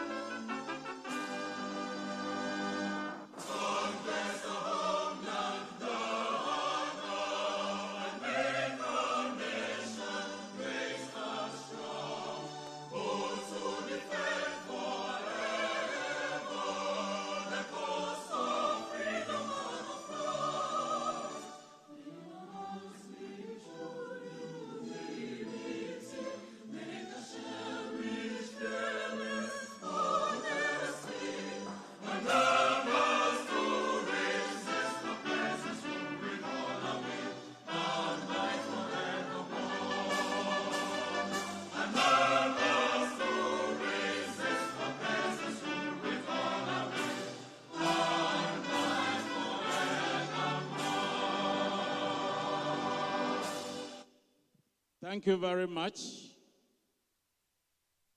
Our distinguished guests, thank you for coming. At this juncture, I want to invite one of the gentlemen who is behind all what we are seeing this afternoon to give us a presentation. With a thunderous applause, let's welcome Joseph Boache Ajiman. Profile of Joseph Boache Ajiman. Our special guest Joseph Boache Ajiman is a passionate youth development with a strong background in public administration, cultural management, empowering young people to discover their purpose, build through mentorship, skills development, on the field of education. With a background in education, Joseph Boache Ajiman is a passionate youth development with young people, small business, to pursue a Bachelor of Arts in Integrated Development Studies at the University for Development.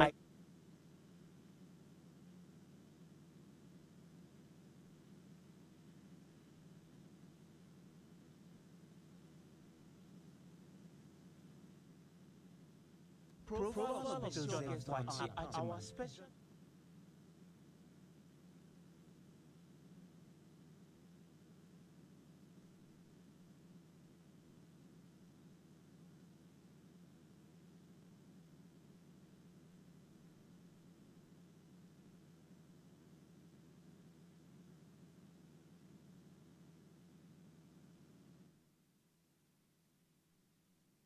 So this program is sponsored with Bowell Consults, our Rama Youth Empowerment Network. We have the Mark Health Hub also supporting.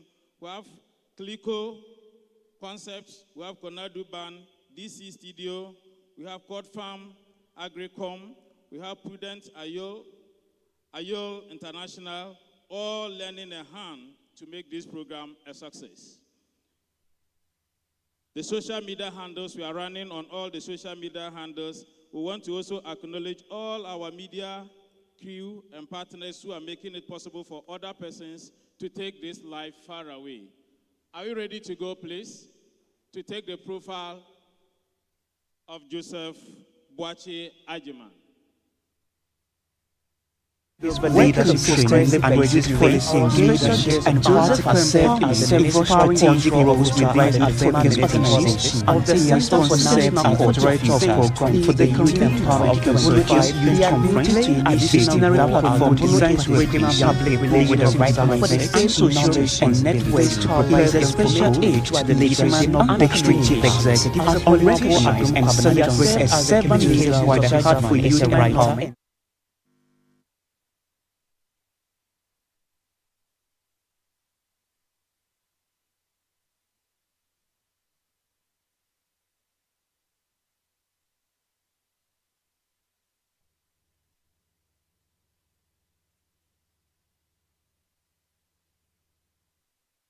We'll get back to take the profile of Joseph Boachiajiman, and he'll come with his presentation. Let me acknowledge the following personalities in our midst.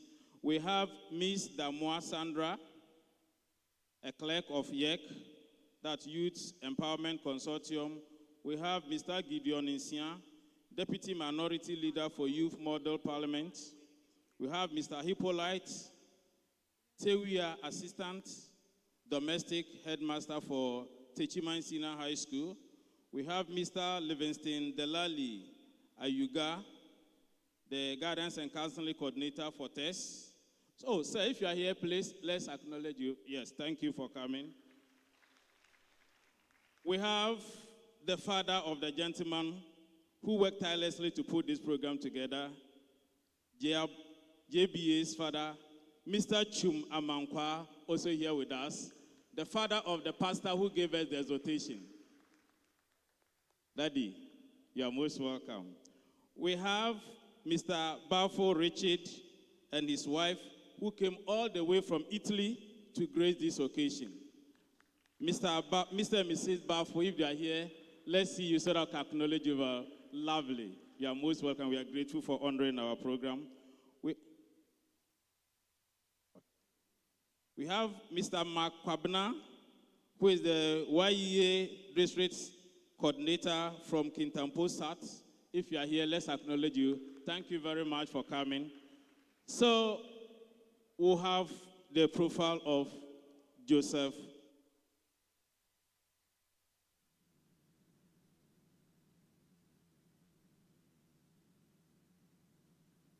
Profile of Joseph Boachiajiman.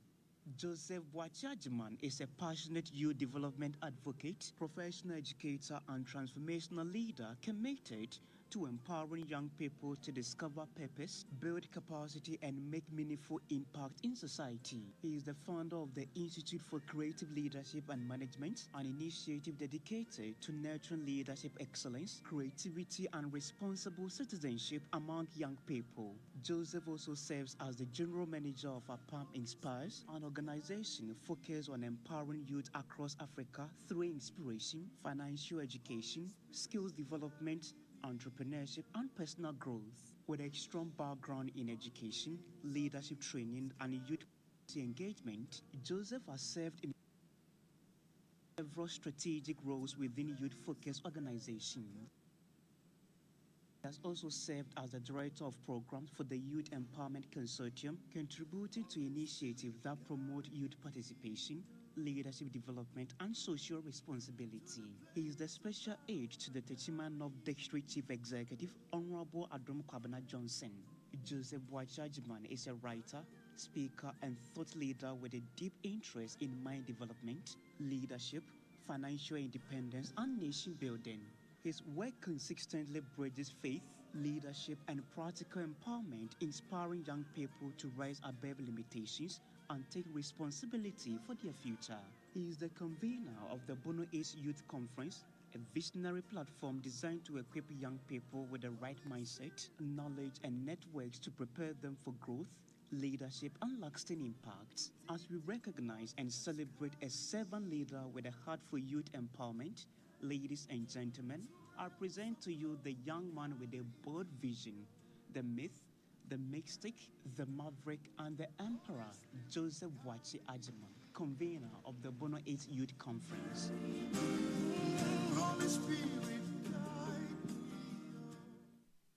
Nana Chairman, the District Chief Executive for Techiman North District, CEO President Dr. Isaac Adebsa, Principal for Krobo Nursing and Midwifery Training College, Head of Communications for Student Loan Transfer, Mr. Ajini Boatin. Ladies and gentlemen, President, students, good afternoon. Today is a special day. This is not just a conference, this is a call to responsibility. We are gathered here because the future of Bono East will not be decided in Accra only. It will be decided here by us, we the youth of Bono East. When we talk about impact, as our empowering youth for national impact, we are not talking about grammar. Impact is results oriented. Young people of Techima North, a lot of people of Bono East region, let me surprise you. It is not talks that develops a town or a region, but action. Action builds momentum, resilience, and output. You see, social media today is a good tool, but impact is not what we say on social media. It goes beyond that. Impact is what people can point to and say, this young person has changed something. People want to see action, not words. When you decide not to sit idle, but learn a skill, it is called impact. Skill development is developed from the inside, and anything developed from the within or inside is the genuine and true character of the individual. Impact is when a young woman uses her talent to develop herself and community. So what we are doing here today, the Bono East Youth Conference, is one of the aspects of impact we are building in the region. What we seek to see is that in the next 5 years, in the next 3 years, when our gallant young men and leaders here today are no more, we expect to see youth here occupying these positions. That is what we call impact. My brothers and sisters, let us be honest with ourselves. Bono East is blessed with land, people, and opportunity. But opportunity without responsibility becomes a wasted potential. This must change. Entrepreneurship starts with using what is around us. From farming to trading, young people can turn small ideas into big opportunities. The Bible says in Ecclesiastes chapter 9, verse 19, whatever your hand finds to do, do it with all your might. When youth create solutions, they create jobs. Jobs for themselves and jobs for others. Business is not only done in big offices. It starts from kiosks to containers, from the home to the market, from your room to the stores.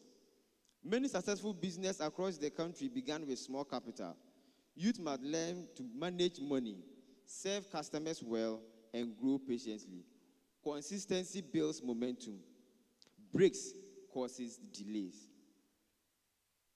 To our dear women, when you are empowered, families and communities grow stronger. Supporting girls with skills and education reduces poverty and dependency. An empowered woman becomes a blessing to her home and the society. Social media can build or destroy the future of the youth. What we post should bring respect, peace, and good values to our communities. Youth must use social media wisely to promote growth, not immorality. A good career begins with discipline, learning, and patience, and above all, loyalty. Youth in Bono East must choose careers based on skills, not pressure. Consistency today will create respect and stability tomorrow. A good youthful life is built on hard work, character, and vision. Avoid shortcuts that can destroy your future and reputation. The choices you make today will define Bono East tomorrow, because we are the leaders today, not future anymore. Some of the leaders shaping policy today once sat where you are sitting. We must desire to make impact in our lives that will be shown in the outside world. Impact starts with what is already in your hand, not what you are waiting for. If you can use a phone, you can learn a skill. If you can wake up early in the morning to browse on social media, you can use that as well to trade. If you can spend hours chatting, you can spend time planning your future. Just as Dwight stated, plans are worthless, but planning is everything. Impact requires discipline and above all, loyalty. My dear brothers and sisters, Bono East does not need perfect people. We need committed youth. It needs youth who will rise, build, and serve. As the youth of Bono East, our impact is shown in 3 practical ways. 1, by knowing yourself and your purpose. 2, developing the right mindset. 3, serving and adding value. Look for problems among yourself and help them solve. What can I get is what you'll be asking, not what I can give. My fellow youth, the future of Bono East will not come from miracles. It will come from changing mindset. It did not come from drugs. It will not come from teenage pregnancy. It comes from preparedness, changing mindset, and availability. Let this maiden edition of the Bono East Youth Conference be remembered as a day the youth decided to stop complaining, stop waiting, and start building. After this conference, we hope to be more serious, we hope to be more skilled, we hope to be more responsible, we hope to be more energetic. We hope to build a life that our elder women and women here will be okay to entrust the hand of the region into our care. The CEOs we see today are looking for young people like you and I to mentor. Are we available? Are we prepared? Are we okay? The future is not coming. I am the future. You are the future. We are the future. The future is us. Thank you very much.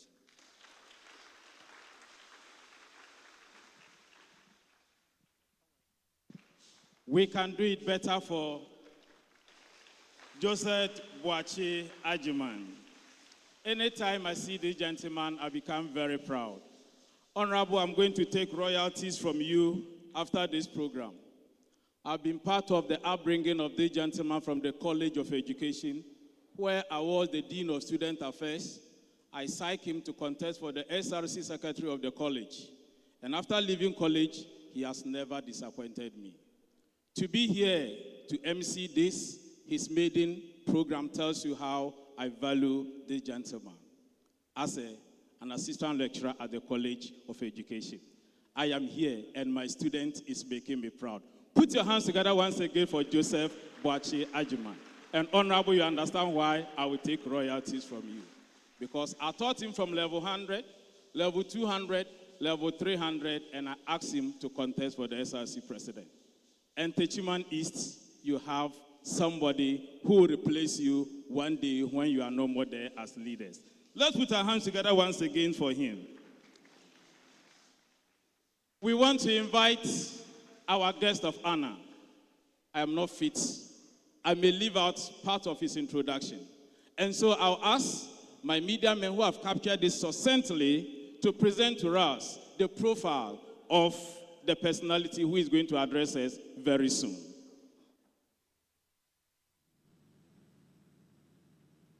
Profile of special guest of honor. Our special guest of honor today is a development-oriented professional with a strong background in public administration and cultural management. Born on a rainy Tuesday morning up the famous town, Mesedan, a suburb of Techiman, on the 5th of January 1988. From the food basket of Ghana, his academic prowess snowballed to the grassland of the savannah to pursue a Bachelor of Arts in Integrated Development Studies at the University for Development Studies, where he specialized in social and development administration. That did not end there. His academic journeys took him to the heart of the Ashanti Kingdom, Kumasi, to pursue a master's degree in public administration from the Kwame Nkrumah University of Science and Technology. As a sapiosexual, he is currently reading another master's degree in development studies from the premier university, the University of Ghana, Legon, at the Institute of Statistical, Social and Economic Research. He also possesses professional qualifications, including Chartered Professional Administrator credentials, alongside a certification in corporate governance. Currently, he is pursuing another professional certification as a Chartered Management Consultant. As a member of the Chartered Institute of Administrators and Management Consultant Ghana, with over a decade of progressive experience, our special guest of honor has served as the Municipal Cultural Officer at the Techima Municipal Office of the Center for National national culture. Since 2018 to 2025, he had been playing additional role as the Bono East Regional Public Relations Officer for the same institution. This highlights his commitment to administration and communication. As a politician, he has served as the communications officer for Techiman North NDC, special aide to the Member of Parliament for Techiman North constituency, who doubles as the Minister for Trade, Agribusiness and Industry, Honorable Lawyer Elizabeth Ofosu-Ejare. Currently, he is the District Chief Executive Officer for Techiman North District Assembly. Ladies and gentlemen, with a resounding round of applause and a standing ovation, let's welcome our special guest of honor, Honorable Adam K. Johnson. So shall we be upstanding and welcome the Honorable Johnson Pabna Adam to the podium.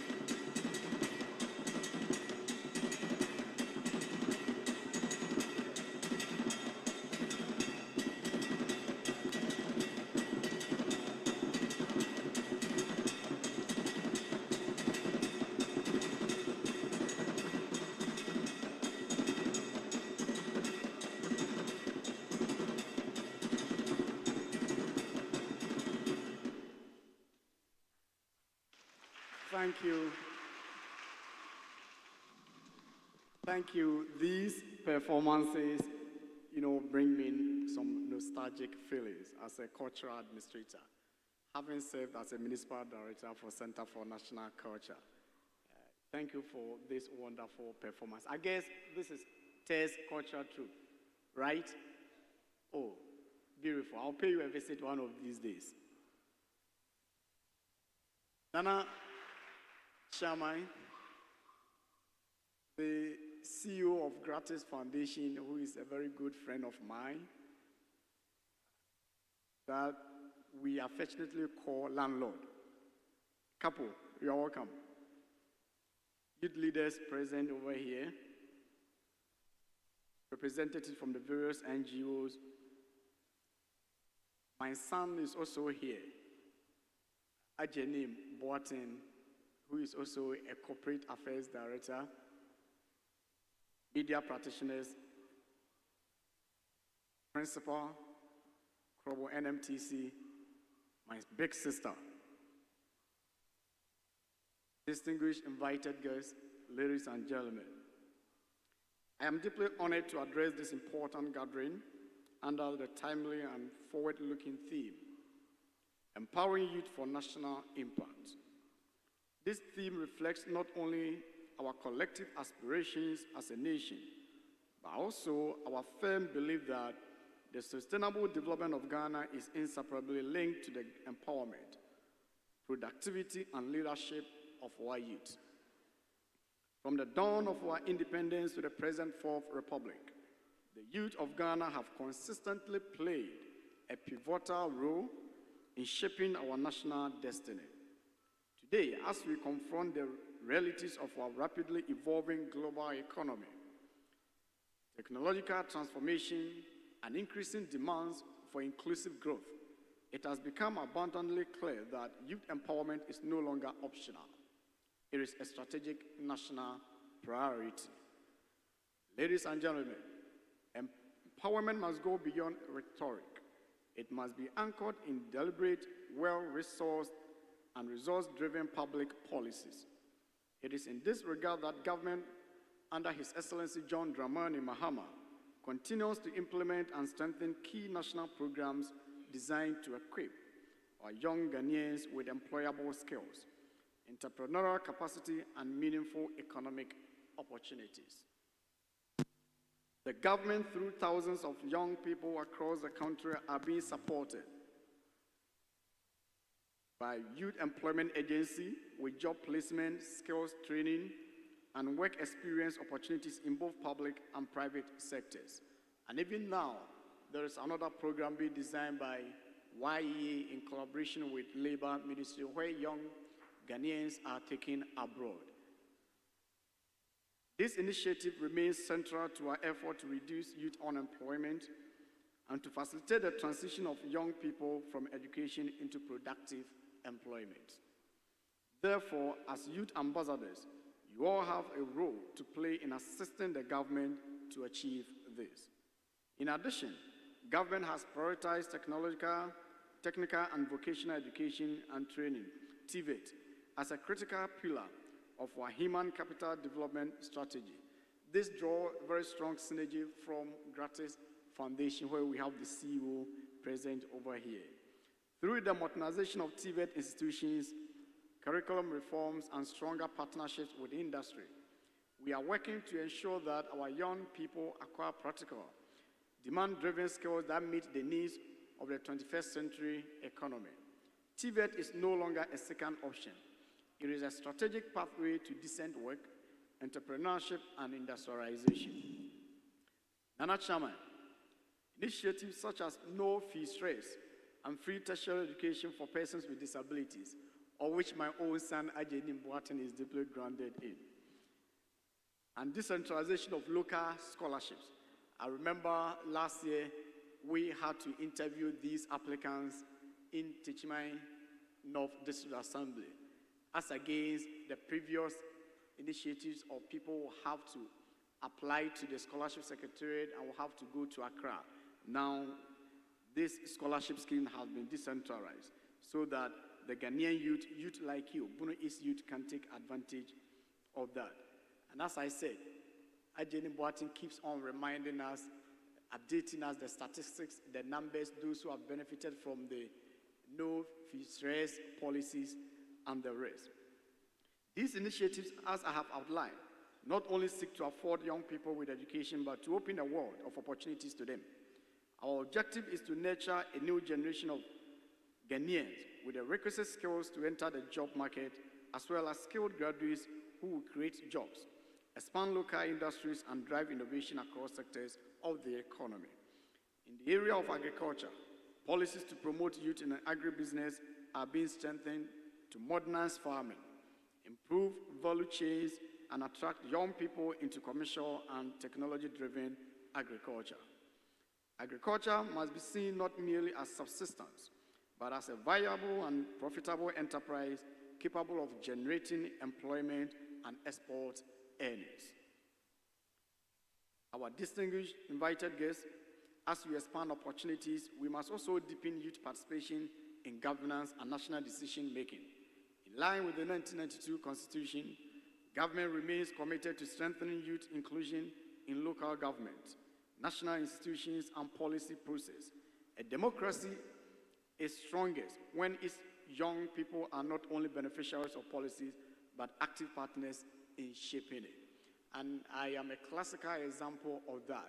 I am not just a beneficiary of Ghana's democracy, but I am an active participant and partner in this process, because I stand before you here as the chief executive of Techiman North, as a policy maker. You know, I'm not an octogenarian. I'm just a youth as you. We have numerous youth like me who are occupying vital positions, like Ajeni Boateng sitting here.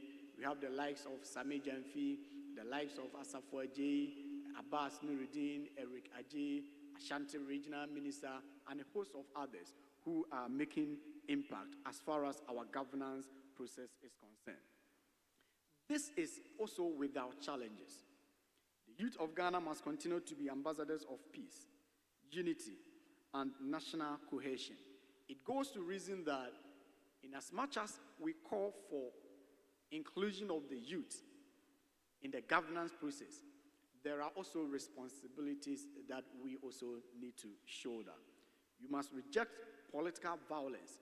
This is a responsibility that we must make sure that we honor. Corruption, we must reject that, and all forms of intolerance. We must uphold democratic values, respect the rule of law, and contribute to the building of Ghana founded on integrity, discipline, and service to the nation. And there is one thing that I urge all youth sitting here, especially those of us at the senior high school level, the menace of drug abuse. We need to be careful of that. I remember just last month when we began the year, my first dissect meeting, and when I say dissect for the benefit of the senior high school students here, is a district security council meeting headed by myself. One of the topmost discussions is the abuse of drug in our various senior high schools in Techimanov. And I know Techiman Senior High School is not an exception, and I can see Abrafi Senior High School students around being guided by the colors, and I can see our nursing students also around. This is a canker that is eating the Ghanaian youth up, and we must be careful of that, and we must avoid these drugs. Now there is a popular jargon say "Unim Red." It is actually destroying our future that we must run away from. Now, to the young innovators and entrepreneurs, our youth leaders, you are also drivers of our enterprise and job creation. To the TVET trainees and skilled artisans, you are the backbone of Ghana's industrial and infrastructural transformation. To the beneficiaries of the Youth Employment Agency and allied programs, you are the emerging workforce of our economy. To the young women and girls of Ghana, your full participation and leadership are essential to achieving inclusive and sustainable development. Let this conference mark a renewed commitment to partnership between government and the youth of Ghana. Let it serve as a platform for practical solutions, constructive engagement, and sustained national action.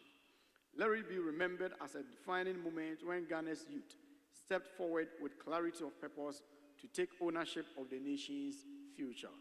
To every young Ghanaian here today, I affirm that your talents are needed, your energy is invaluable, your leadership is indispensable, your future is bound up with the future of our republic. Together, let us reset and build a Ghana that is prosperous, peaceful, and resilient. A Ghana in which the creativity, skills, and patriotism of our youth are fully harnessed for lasting national impact.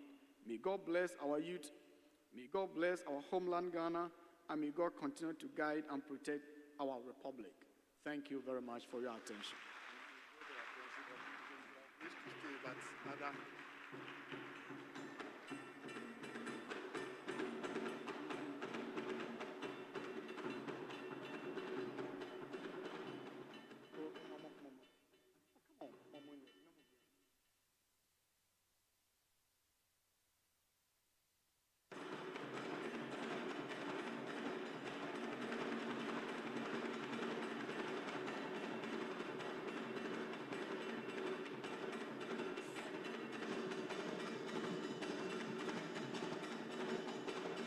That is the District Chief Executive for Techiman North.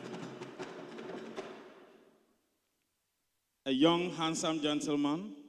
He didn't just get to this position by sheer of luck, but he prepared himself. And so you sitting here, ask yourself, are you prepared? And so we want to give ourselves a patriotic song to usher ourselves into the next and the main discussion again, where we have people who have gone through the mill to share their experiences with us so that we can pick something to apply to ourselves in the future. The band, if you are ready, can you give us the Young Araya Assassini to prepare for the next discussion to follow?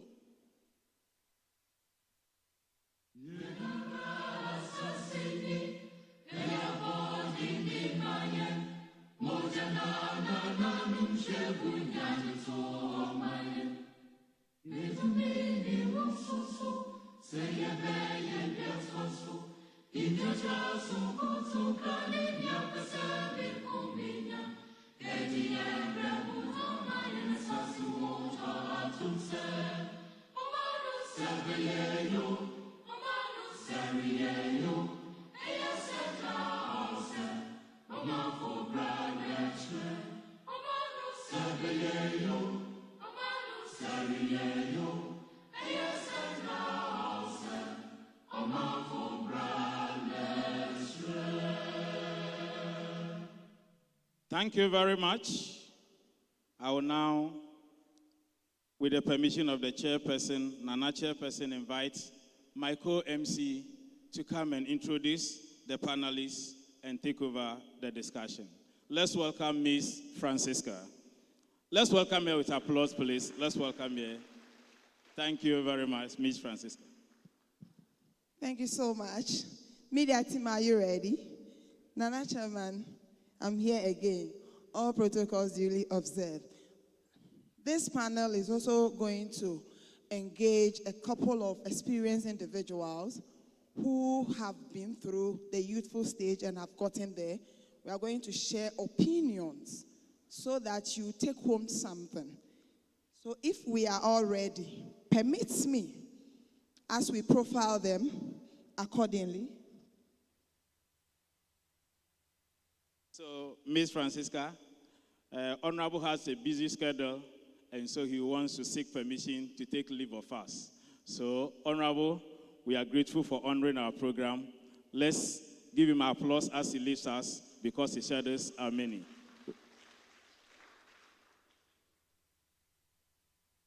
All right, Honorable wants to seize the panel before he takes off. That might attract him to even stay and not go again. Let's put our hands together for MC again. Thank you. Thank you so much. So first on our list is Mr. Jonathan Apam. Shall we profile him as he walks to the stage? Media, are you set? Profile of Jonathan Apam.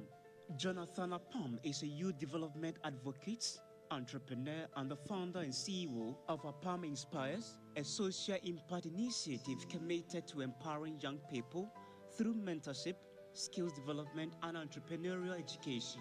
With a background in education and marketing, Jonathan has worked closely with young people, small businesses, and community initiatives across Ghana and beyond, helping them to turn ideas into practical solutions that create value. His work focuses on personal growth, business development, leadership, and purpose-driven living.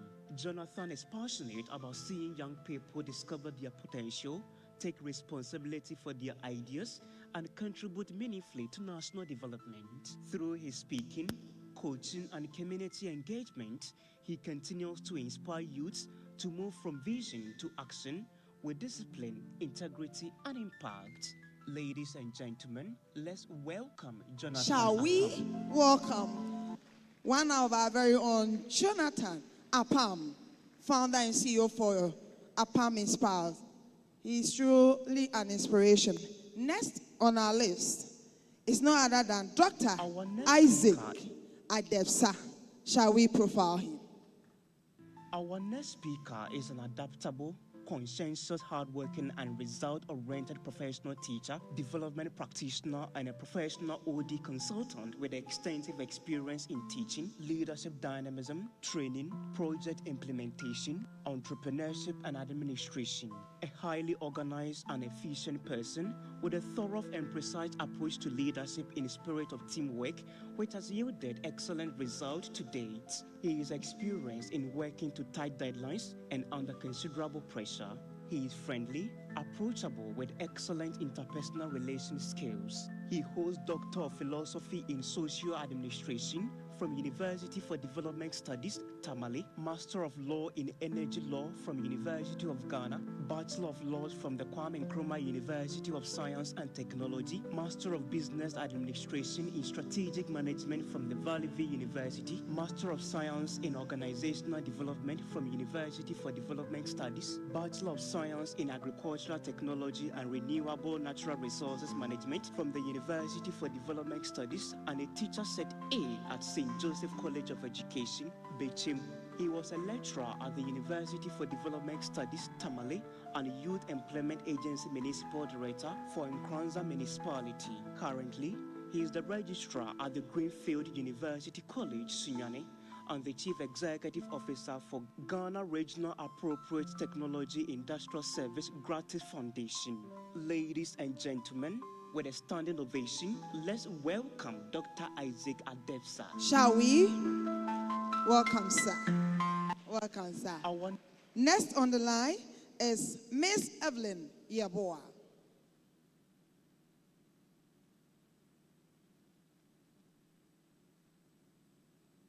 Profile of Mrs. Helen Gifty Dramana Amwa.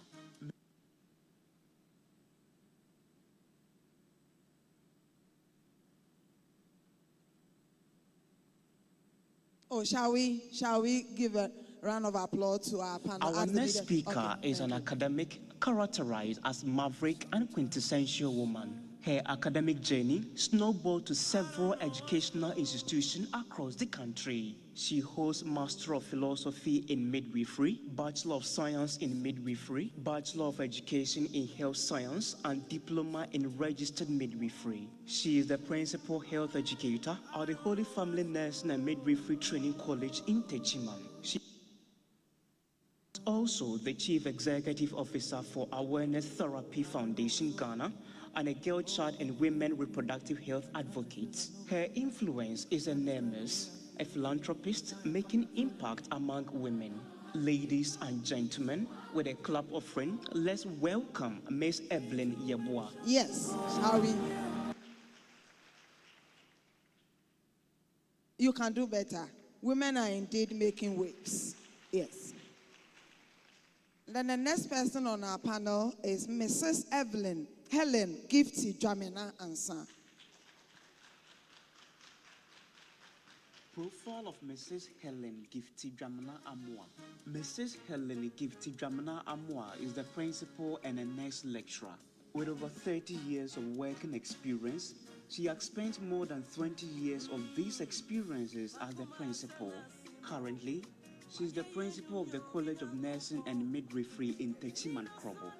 As a proud mother and wife, she has been through all the academic journey. She holds Bachelor of Science and Master of Philosophy in Nursing, both from the University of Ghana, Postgraduate Diploma in Education from the University of Cape Coast, Public Administration from the Ghana Institute of Management and Public Administration, GEMPA, a Fellow of the West African Postgraduate College of Nurses and Midwives, a Fellow of the Ghana College of Nurses and Midwives. Currently, she is the candidate for the Doctor of Philosophy in Health Promotion from the University of Cape Coast. Ladies and gentlemen, let's welcome Mrs. Helen Gifty Dramana Amwa. Shall we welcome? Yes. Until she sits, please do that. Thank you so much. Thank you, Mommy. Thank you for joining us. Thank you for honoring our invitation. We are so proud. And then next on the line is my very own boss, Mr. Edward Manfo.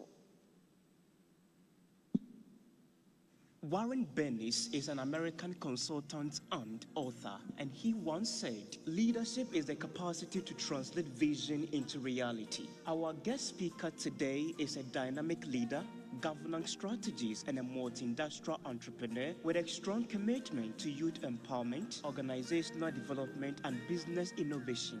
He is the Chief Executive Officer of the Youth Empowerment Consortium, where he provides strategic leadership for national programs that promote youth participation in governance, civic education, and leadership development. development. His visionary leadership supports thousands of young people in acquiring practical skills in public service, diplomacy, legislation, and community development. Beyond his governance work, he is a serial entrepreneur and business builder. He serves as the CEO of Essence Digimark Limited, a leading digital marketing and communication agency known for delivering high-impact branding, digital strategy, and marketing solutions. He is also the founder of Credit Bridge Financial Services, a fast-growing financial support company offering accessible and reliable credit services to individuals and businesses. Additionally, he works as the operations manager at Starbright Jewels, where he contributes to operational excellence, brand positioning, and customer experience development within the beauty and jewelry industry. As a gifted conference speaker, marketing genius, and strategic thinker, he is highly regarded for his ability to inspire audiences, build strong brands, unlock growth opportunities, and nurture emerging leaders. His work across governance, business, and digital transformation reflects his passion for service, innovation, and national development. Ladies and gentlemen, with a resounding round of applause, help me welcome Mr. Edward Marfo. Shall we? Holy Spirit, carry me.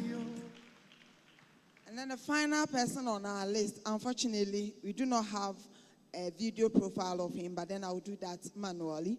He is Honorable Ajenim Boateng, the Bono East Regional Deputy Youth Organizer for the NDC and Head of Communication, Student Loan Trust Fund, Ghana. Ladies and gentlemen, with a round of applause, shall we welcome Mr. Ajenim Boateng.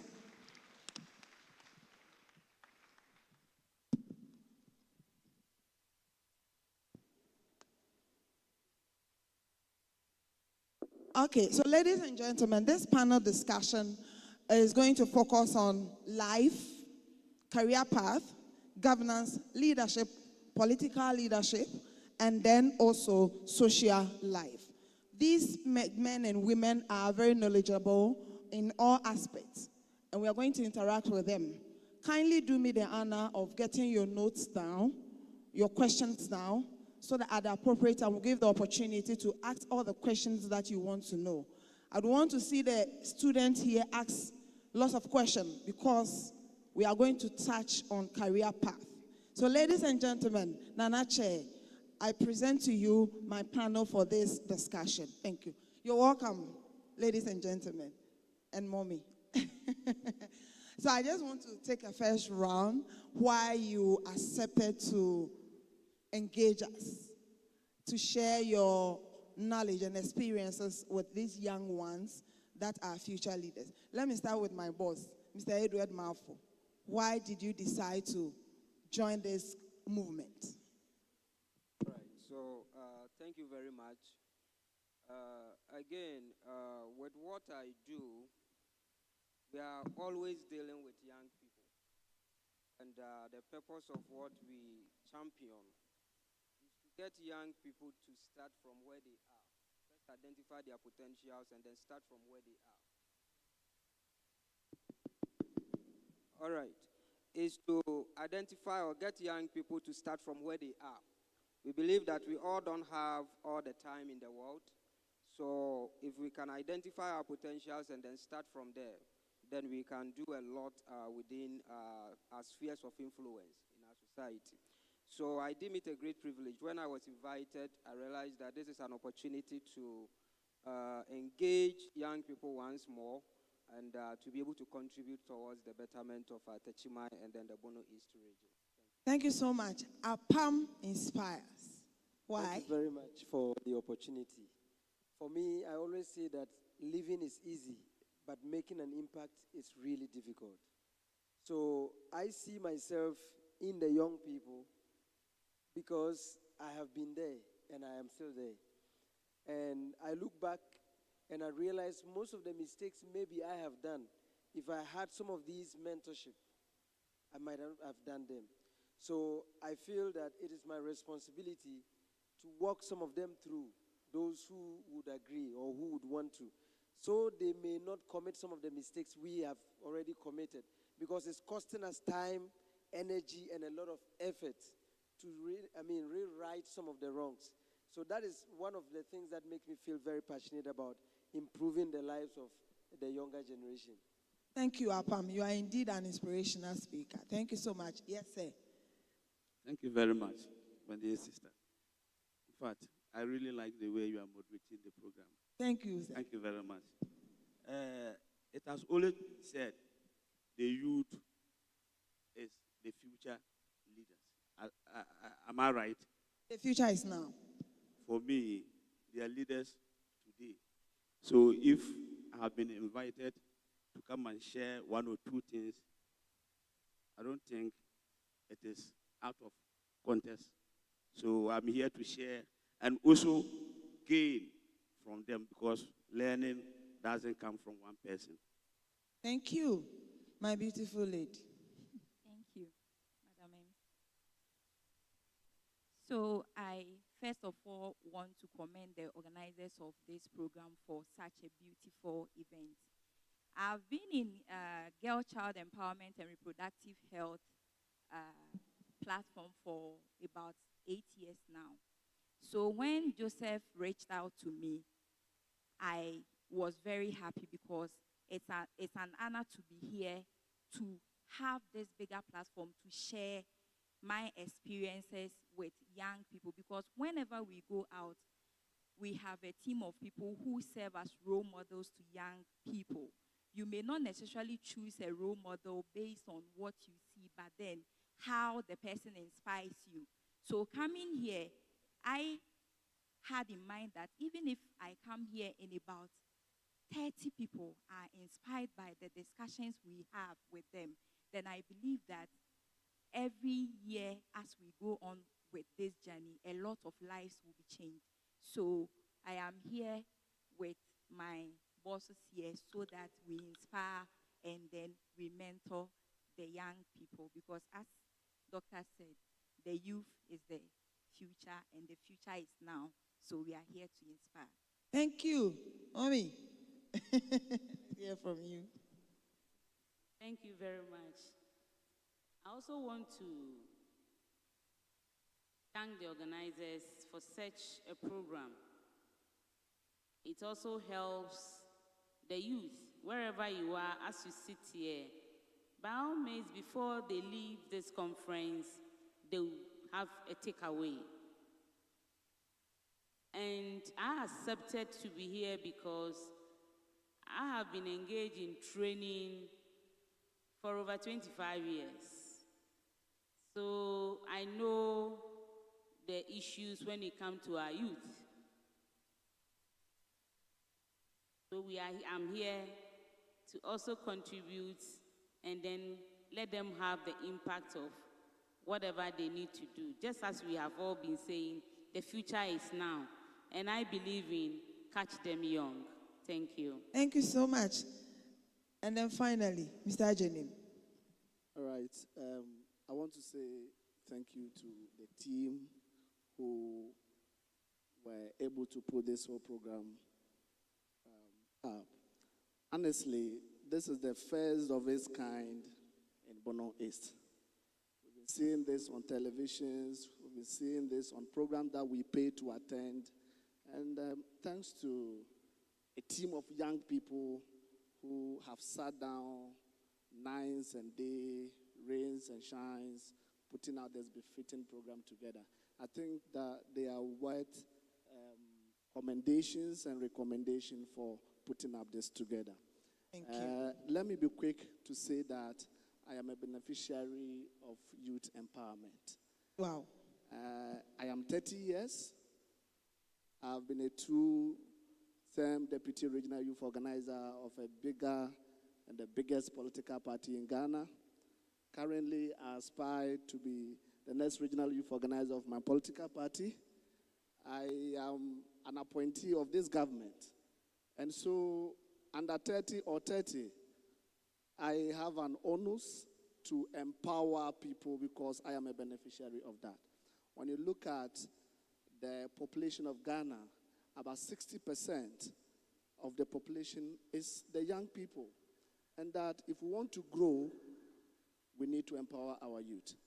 A popular philosopher said, that any country that inspires and empowers the young people do not beg for development. Thank you. Thank you so much. So then, you see, I told you, you're going to learn. I want to see you writing. If you cannot write, I doubt, because we are all students. But if you find it difficult writing, I think you can record as well. So to start with, we are going to talk about leadership. And to help me do that is my very own boss, because he has been in the space of young people, empowering them to take up leadership positions, of which some of us are beneficiaries, including the convener of this program. So I want to know from you, sir, when we talk of leadership in this country, from your own lens, do you think that the Ghanaian youths are well prepared? Are they ready to take up the leadership positions that we are empowering them to occupy? All right, so the question have a yes or no answer once again. However, this is how I see it. After traveling across the country almost every year, engaging with young people, and then giving most of them responsibilities and taking feedback and then looking at the track record of what we are seeing. Some are good, that when you entrust responsibilities to them, they do what you ask them to do. Some also still need a lot of training and mentorship. So I believe that given the right trainings and then moments like these, those who have to come out to actually be at the front rows to drive development and impact will surely come out of the pool. Others will play the role of being supportive of the agendas that we are pushing across. So at the end of the day, some are ready, some are not. Now, leadership, as we say it, I believe starts with self or personal leadership. You should be able to have led yourself to a place before you would want to call others to follow you. Now, the situation we keep having as a nation is that we keep pointing fingers. It's the politicians alone. It's these people. It's this person. It's that. And then we leave ourselves out of the equation. And as you are blaming, the person is also not taking responsibility. The question this afternoon is, what can you also do? You as an individual, have you developed yourself to the point where personally, when we visit you or we lower light on you, are you doing the right thing? So it starts from there. And I believe that as we are here, take that personal responsibility for yourself. It starts with you knowing what you are looking for. You are not just made, you are here to fulfill a purpose on earth. Are you actually living that?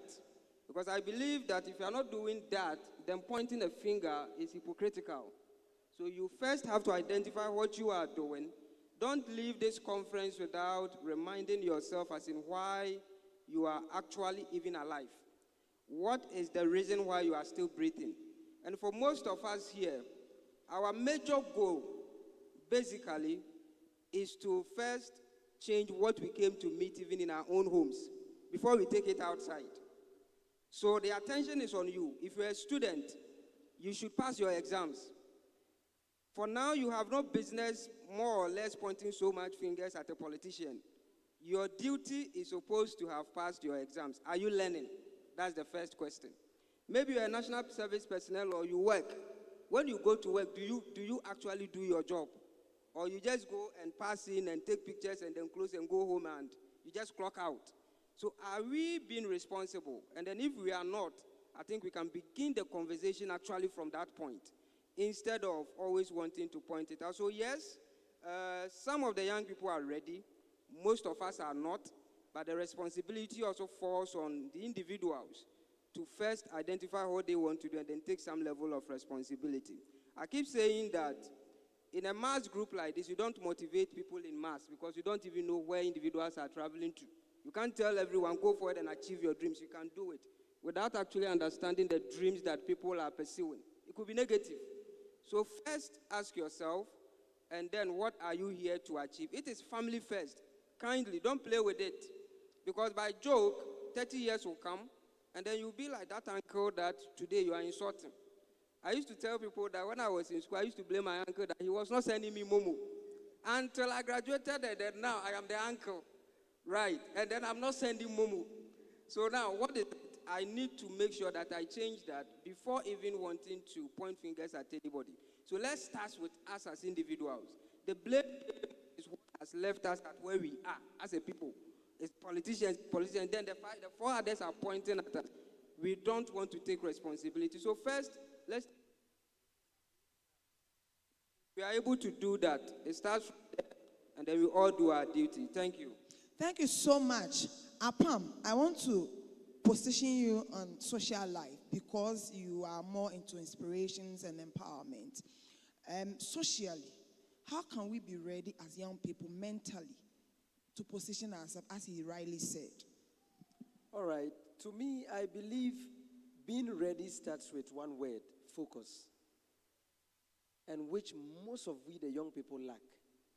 If you ask mommy, how many years has she been pursuing leadership in the medical field?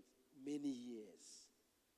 Ask my big brother, from senior high school, and doctor can also tell you how long it took him to get here. There is a series of roads you need to pass. You will fall, you will rise, you will wake up. But you must have one focus. The moment you don't have that focus, you are lost. And that is the major problem with all of us due to social media. My brother here made an example and said that we can't put people through 25 years of education and say they are not ready. We can. People can go through education and still not be ready. Because the battlefield is different from what you even learn in school. You can't put somebody in school for him to learn agric and then come out and the person is looking for an office job. How ready is that person? He is not ready for the job. So if we are able to determine our focus, and that starts from the senior high school students, the junior high school students sitting here. I have stayed abroad a little bit. If you meet an 8-year child and ask them what they want to do, they will tell you. In Ghana, 32 years doesn't still know what he wants to do. It's a challenge. So if you are seated here today, for you to be able to make it to the dreams you are pursuing or the things you are thinking so wild, focus. Who do you want to be? In the next 10 years, I want to be this. Then what are some of the activities I need to embark on now? Once you do that, you will identify some other people doing the same thing, and that's where alignment comes in. You keep aligning with those people. And that is where leaders can now spot you and know that you are not a competition, but you are somebody who wants to be mentored. But you just come out, you want to be this today, tomorrow you want to be that, the next day you want to be that because of social media, then you'll be lost. So I would say it starts from, being ready starts from being focused.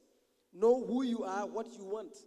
And then once you identify that, play major roles, key roles, rise and fall, rise and fall. And for the next 5, 10 years, you finally land on it. Wow. So focus and then personal mindset. Doc, I want to position on governance. You might be a father, you are a leader, you've walked through this path before. When we say we are empowering young people to take up governance role, then we position our minds towards politics. But to me, governance had different dimensions. In your own opinion, how can we position ourselves well to take up governance role that will lead us to the higher vision that we envision? Thank you, my sister. Before I start with your question, I want to ask the whole house, who is a leader? Who is a leader? Who wants to answer? Please raise your hand. We must understand what leadership means. Then we can position this discussion in that content. You see, having a mere position doesn't make you a leader. We have stages of leadership development. And for me, if we say someone is a leader, automatically that person should be a mentor because he or she has gone through the ladder. In order to become a leader, the first stage is to get position. So at that point, we call you position leader. You have been appointed, like I have been appointed the CEO of Gratis Foundation by His Excellency John Dramani Mahama. At that point, I'm just a position leader. And people who are position leader use authority, right? They use what? Authority. They govern within the circles of that position, the authority that comes with that title. I'm the CEO, I am the... At that point, that person is not a leader, right? Of course, if you get that opportunity to become a leader, then getting the position, you must work outside the circles of that position, right?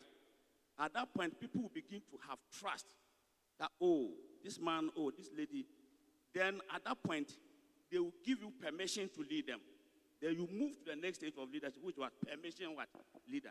At that point, you are not still a leader, complete, right? At that point, we call permission leader because the people have seen some trust in you, so they are willing. They allow you to lead them. Then, as you lead, you are working together as a team now. You move to the next stage, which is what? Production leadership. At that point, because they have given you permission to lead them, they are cooperating with you, they are conforming, they are doing everything to get the team moved, right? So at that point, you become what we call production leader. That means resource. It doesn't end there. Then you move to the next stage, which is what? Personal development stage. That is where you are now going to identify individuals among the team and reward them. That is where the reward system comes. Then the last one is the pinnacle. When they mention your name, what's your name? Oh, Francisca. Oh, Francisca, that lady is good. At that point, you don't buy that. You can't force people to respect you. You've walked through the stage. You get it. So if we're talking about leadership, we must be very careful about the way we are defining leadership. Okay. So people are having position. They are no leaders. They are just having position. Now the question you ask, with the young ladies and whatever, whoever is sitting here, I want to find out, who are you? Do you know yourself? I can assure you, ask anyone here to tell us in 5 minutes, who are you? Are you here? What they will tell you. We don't know ourselves. That we must have what we call personal development plan. And to get that done, you must do the SWOT analysis on you as a person. That is where you have to know your strengths, you have to know your weaknesses, and then you should identify opportunities around. So if the youth say we should give them or we should empower, what is empowerment in the first place? Most of them think that to empower them, you must be giving them resources. They don't have the patience. People who want to be empowered think that it is the responsibility of the leader to be giving them money. They are not willing to serve. Do you agree with me that a lot of people here go to particular universities because of fame? Yes. Not necessarily what they are going to learn there. I remember when I got admission to go to UDS, my colleagues who got admission to Legon, they were laughing at that university. You understand? At the end of the day, you go and learn certain courses at the university. You come back to society, and you are unable to identify gaps where you provide solutions. Then you become irrelevant in the system. So please, if we want to be given the opportunity, if you want to be empowered, know who you are. Know your strength. Know your weaknesses. Then you begin to work on that. That's why we lead you to develop what we call personal development plan. Then that is where my younger brother here said, you should know what you want to do in future based on the weaknesses and what? And your strength. Excuse me to say, if you can't speak, you don't go to learn job that will be involved speaking. Am I right? But because you don't know yourself, you just think that, oh, the way Adenim or Adam, my younger brother who stood here to speak, oh, I want to become DC, I want to become this. Do you really have that strength? So let us identify ourselves. Let's know who we are. Then we'll begin to create a particular path considering your strength. And that's where leadership work comes in. Some come to you. You want me to end? Okay. As a lecturer in the university, as a teacher, I've taught at the KG level. I've taught at the basic levels, junior high, senior high, university. And I can assure you, students that are ready to be mentored, students that are ready to be empowered, are always given the opportunity. Unless, of course, you don't want to be empowered. You are lecturing, students are standing at the back of the hall doing their own things. How do you get empowerment? Are you ready to be empowered? Okay. So when my younger brothers and sisters, my children here, if you give yourself the opportunity, identify who you are, approach leaders, you'll be given the needed support. Thank you so much. Let me get you. You work closely with adolescents. I want to know, in our generation, what are the key issues that you've been able to identify within the adolescents, and how can we work on them? Okay, thank you very much, Madam. So the key issues that I have identified with adolescents mostly is that most of them are easily swayed. They follow what is trending, what is in, what everyone is doing. Another thing also has to do with, just as our media panel mentioned, the culture of silence. There are people or there are adolescents who have something to share, but for fear of being labeled as rebellious or being labeled as disrespectful, they tone down, they are silent. There are some people who are being abused, but the question is, whom do I talk to? The fear or the fact that they do not want their peers to see them as different, they always want to do what everyone is doing. And that is also another problem that I have identified along the line. Because there was a time I was counseling one lady, and then I asked, so usually when I go, we are very jovial with them. So I asked, do you have a boyfriend? Do you have a girlfriend? She said, yes, she has a boyfriend. Very beautiful girl. Why do you have a boyfriend? She doesn't know the reason why she has a boyfriend. The people she's working with, everyone has a boyfriend. When they are talking, my guy. So she wants to also say that my guy, my boyfriend. Because of that, she has a boyfriend. So she doesn't know the consequences as well. No. So there are a lot of things that, but then the major thing I want to touch on is the following trends or the way they are easily swayed. One thing that I will tell our youth here is that, let me take the animal ant. You know, the ant is very light. But an ant in the forest that understands or knows the direction and then the speed of a wind is not easily swayed. They are able to attach themselves to or anchor themselves to a place so that when the wind is blowing, they are not swayed. So it is all about finding your purpose. If you are a youth here, just as Doctor said, who are you? If you don't know the purpose or the destination that you hope to reach, you will always be swayed by this advent of social media. Everyone wants to trend. So you also follow the same line. Just like our brother said, there are people who come on national service assignments. They are always on TikTok. My colleague, my juniors, nurses and other youth who aspire to be nurses, always on social media because that is what is trending. So some of the solutions I'll mention, I want to just mention two of them because of time. Knowing who you are, or what I call begin with the end in mind, indicating that you need to know your destination. There are some of you here who came from JHS, you are now in SHS, TESS, the other schools. When you got to the school, or when you were coming from your homes, you know your background. So once you have entered the school, you should know what you want to do. Is it about helping my family, or is it about breaking a particular cycle in my family? Because in my family, I'm the only one who has attended school. So if that is your vision or that is your purpose, then you need to really anchor yourself to where you can let that purpose be established. Also, mentorship. When I came in, the media people were doing the discussion. Somebody asked that usually you walk to mentors and then they don't have time for you or something. That is usually part of the case and not so. The thing is that because you have seen doctor, you want doctor to mentor you. But then you, the mentee, what are your values? Does your values align with the values of doctor? What are the skills you want to obtain? The skills, is it the same skills or the same line that that person is towing? I'll take my mommy, for instance. She's a principal of a health training institution. I also work in a health training institution. And today it's a privilege that I've met her.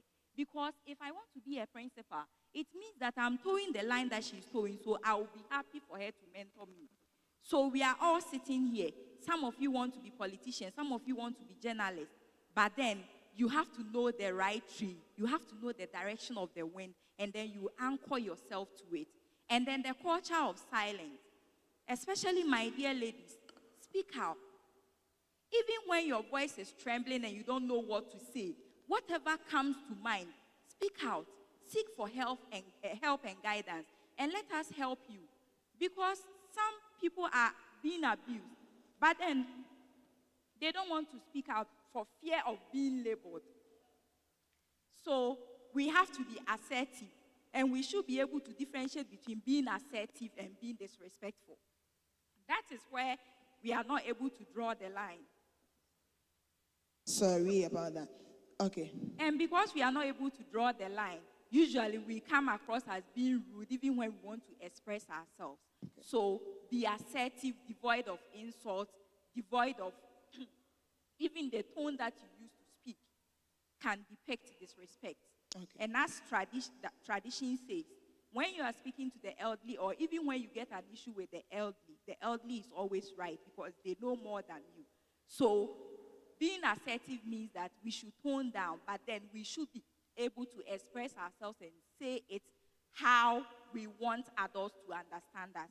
And that is the beginning of building a purpose for our lives and then getting great mentorship for ourselves. I always say I thank God for mentorship. If not the mentorship I had at the training institution, I wouldn't be here teaching in a nursing institution. Sure. I was mentored by people. They helped me. They showed me the path. Attend this school. Do this. Don't do that. Sometimes you even write something and then you have mentors that will call you to order. No, this one, you can't write it like this. You have to put it in this format, and then it helps us. So be assertive. Start by knowing your purpose and the destination, the journey, and know that we are all unique. We are not the same. Even twins, we are not the same. We all have different purposes. Somebody's purpose may delay, yours may be faster. It doesn't mean that you won't get there. We will all get there someday. Thank you. Thank you so much. So I've picked leading yourself. I've picked being focused. I picked knowing yourself, and then direction. Mommy, I want to position you in career path. We are in an era where every young woman wants to go to nursing training. Interestingly, there are some of them that you ask them why you want to be a nurse. They don't know. It's because some also have perception that nursing, when you finish, there is an already job for you. Some are also going because of Alawa. Same implies to training colleges and teacher training and all of that. With your experience dealing with these people, how will you educate, inform this generation on their career path? Thank you very much. My youth, just as a sister is here, everybody wants to be a nurse. But it's not everybody who can be a nurse. It is not. I recall when we were at the nursing training college, my roommate, immediately we passed out, she was posted to Hafasini. She didn't even spend 2 weeks. And then I heard she had stopped.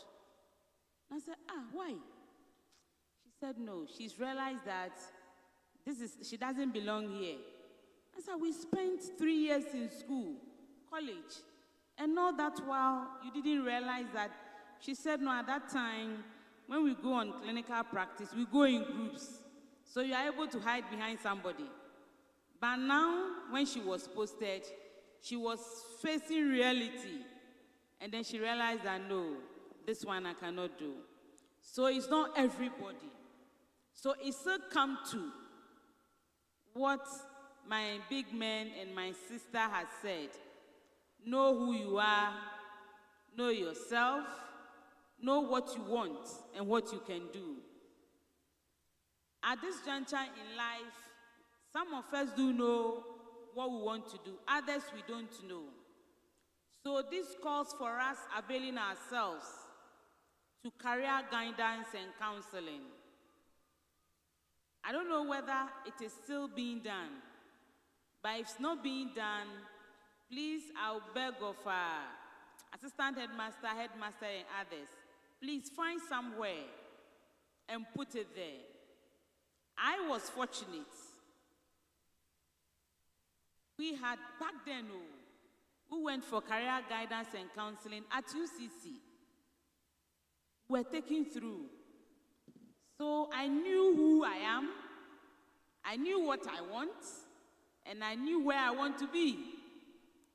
So even though for me, my teachers and others were saying, no, you have to be a medical doctor, you have to be a doctor, you are a science student, you are a sharp brain, and you are intelligent, blah, blah, blah, blah. Me, I didn't want to be a doctor. That is not my passion. But they didn't understand.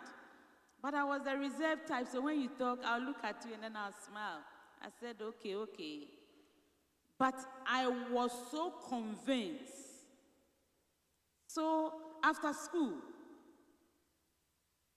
I went to my sixth form. After sixth form, I wanted to go and do my nursing. My mother said, hey, where? Not in this house. Oh, this woman. I said, no, me too. It is only nursing I will do. Okay, if you won't go to the medical school, then you have to fend for yourself. You are on your own. Really? How am I going to survive? I said, okay, that's fine. Quickly, I went around and I looked for a job. So I started as a nurse assistant.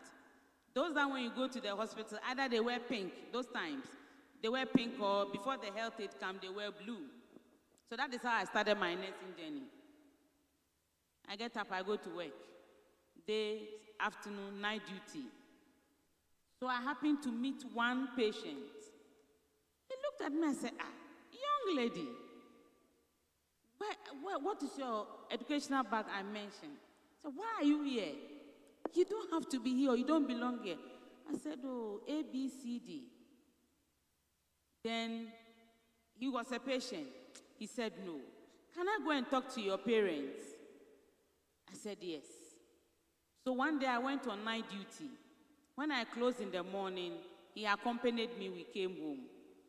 He came, I don't know how the thing went, but he came to talk to my mom. Hitherto before then, family members, friends of who people have gone to talk to my mother. They said no. My father said no. She has to go to the medical school. If she won't go, then not in this house. I don't know how the man did it. So my mom accepted. Then the man asked me I should buy the nursing forms. And that time we write entrance exams at Accra High School. I went, I did everything. God being so good, I passed everything. I went for my interview. I was home. Then this man brought my admission letter to me. If not for him, I don't know where I would have been. Wow. I would have been struggling and struggling and struggling. So please, know who you are, what you want and where you want to be. Don't just follow the crowd. I've cited one example that somebody came a nurse, even far at that time, and when she was posted, she had to end the career. And then me too, that I want, my parents are saying no. But I focused, perseverance. I wasn't disobedient. I could have disobeyed and maybe left home. I didn't do that. Okay, she won't allow me to do, let me be focused, be patient, and be humble and respectful. Thank you. Thank you. That was so wonderful. Then I'll position you in politics. because that's what you do. We are in an era where every young person believes that if you want to be seen, if you want to get there, you must walk through politics. And now we see it as politics. Can you share with us your journey as a politician and how you think young people can be empowered through politics? Right. Thank you very much once again. Politics. You may have nothing to do with politics. Politics would have everything to do with you. I want to say this again, that you may have nothing to do with politics. Some of us young people say, media member politics. Our parents will say, ura politics mo ayebeku. Even some religious leaders deter us from joining politics. And so some of us have no interest in doing politics. But politics has everything to do with us, in that the decision that politicians makes or make us, and they affect every facet of our lives. And so as young people, as we are seated, as big men, senior men who are here, I think that we must begin a conversation to reshape our minds. If not, we will leave politics in the very hands of the people we don't respect in the societies. And those people will come and lead us. Let me cite this example.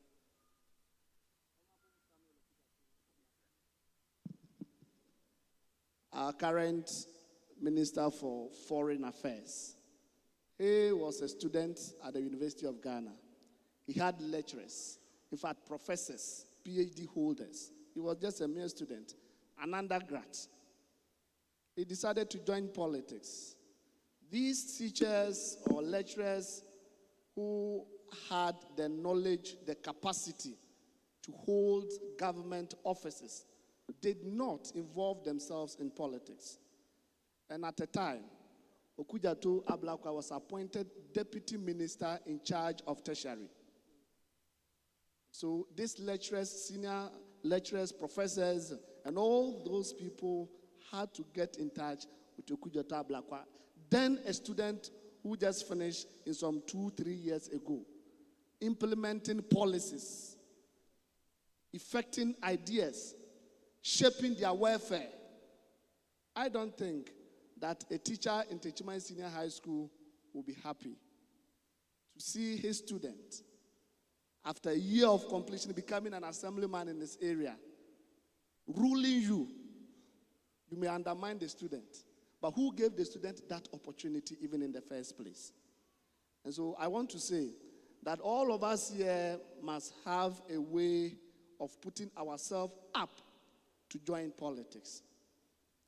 I have benefited from politics, and it is anchored on intentional networking.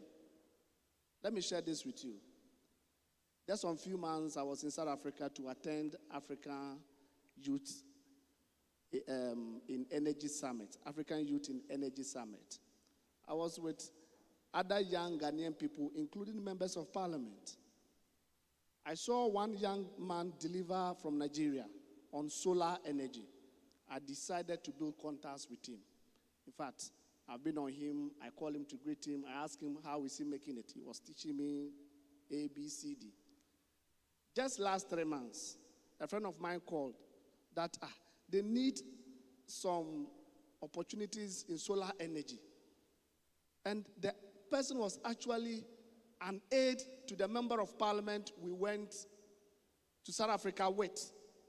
And so I told him, no, I have a partner in Nigeria.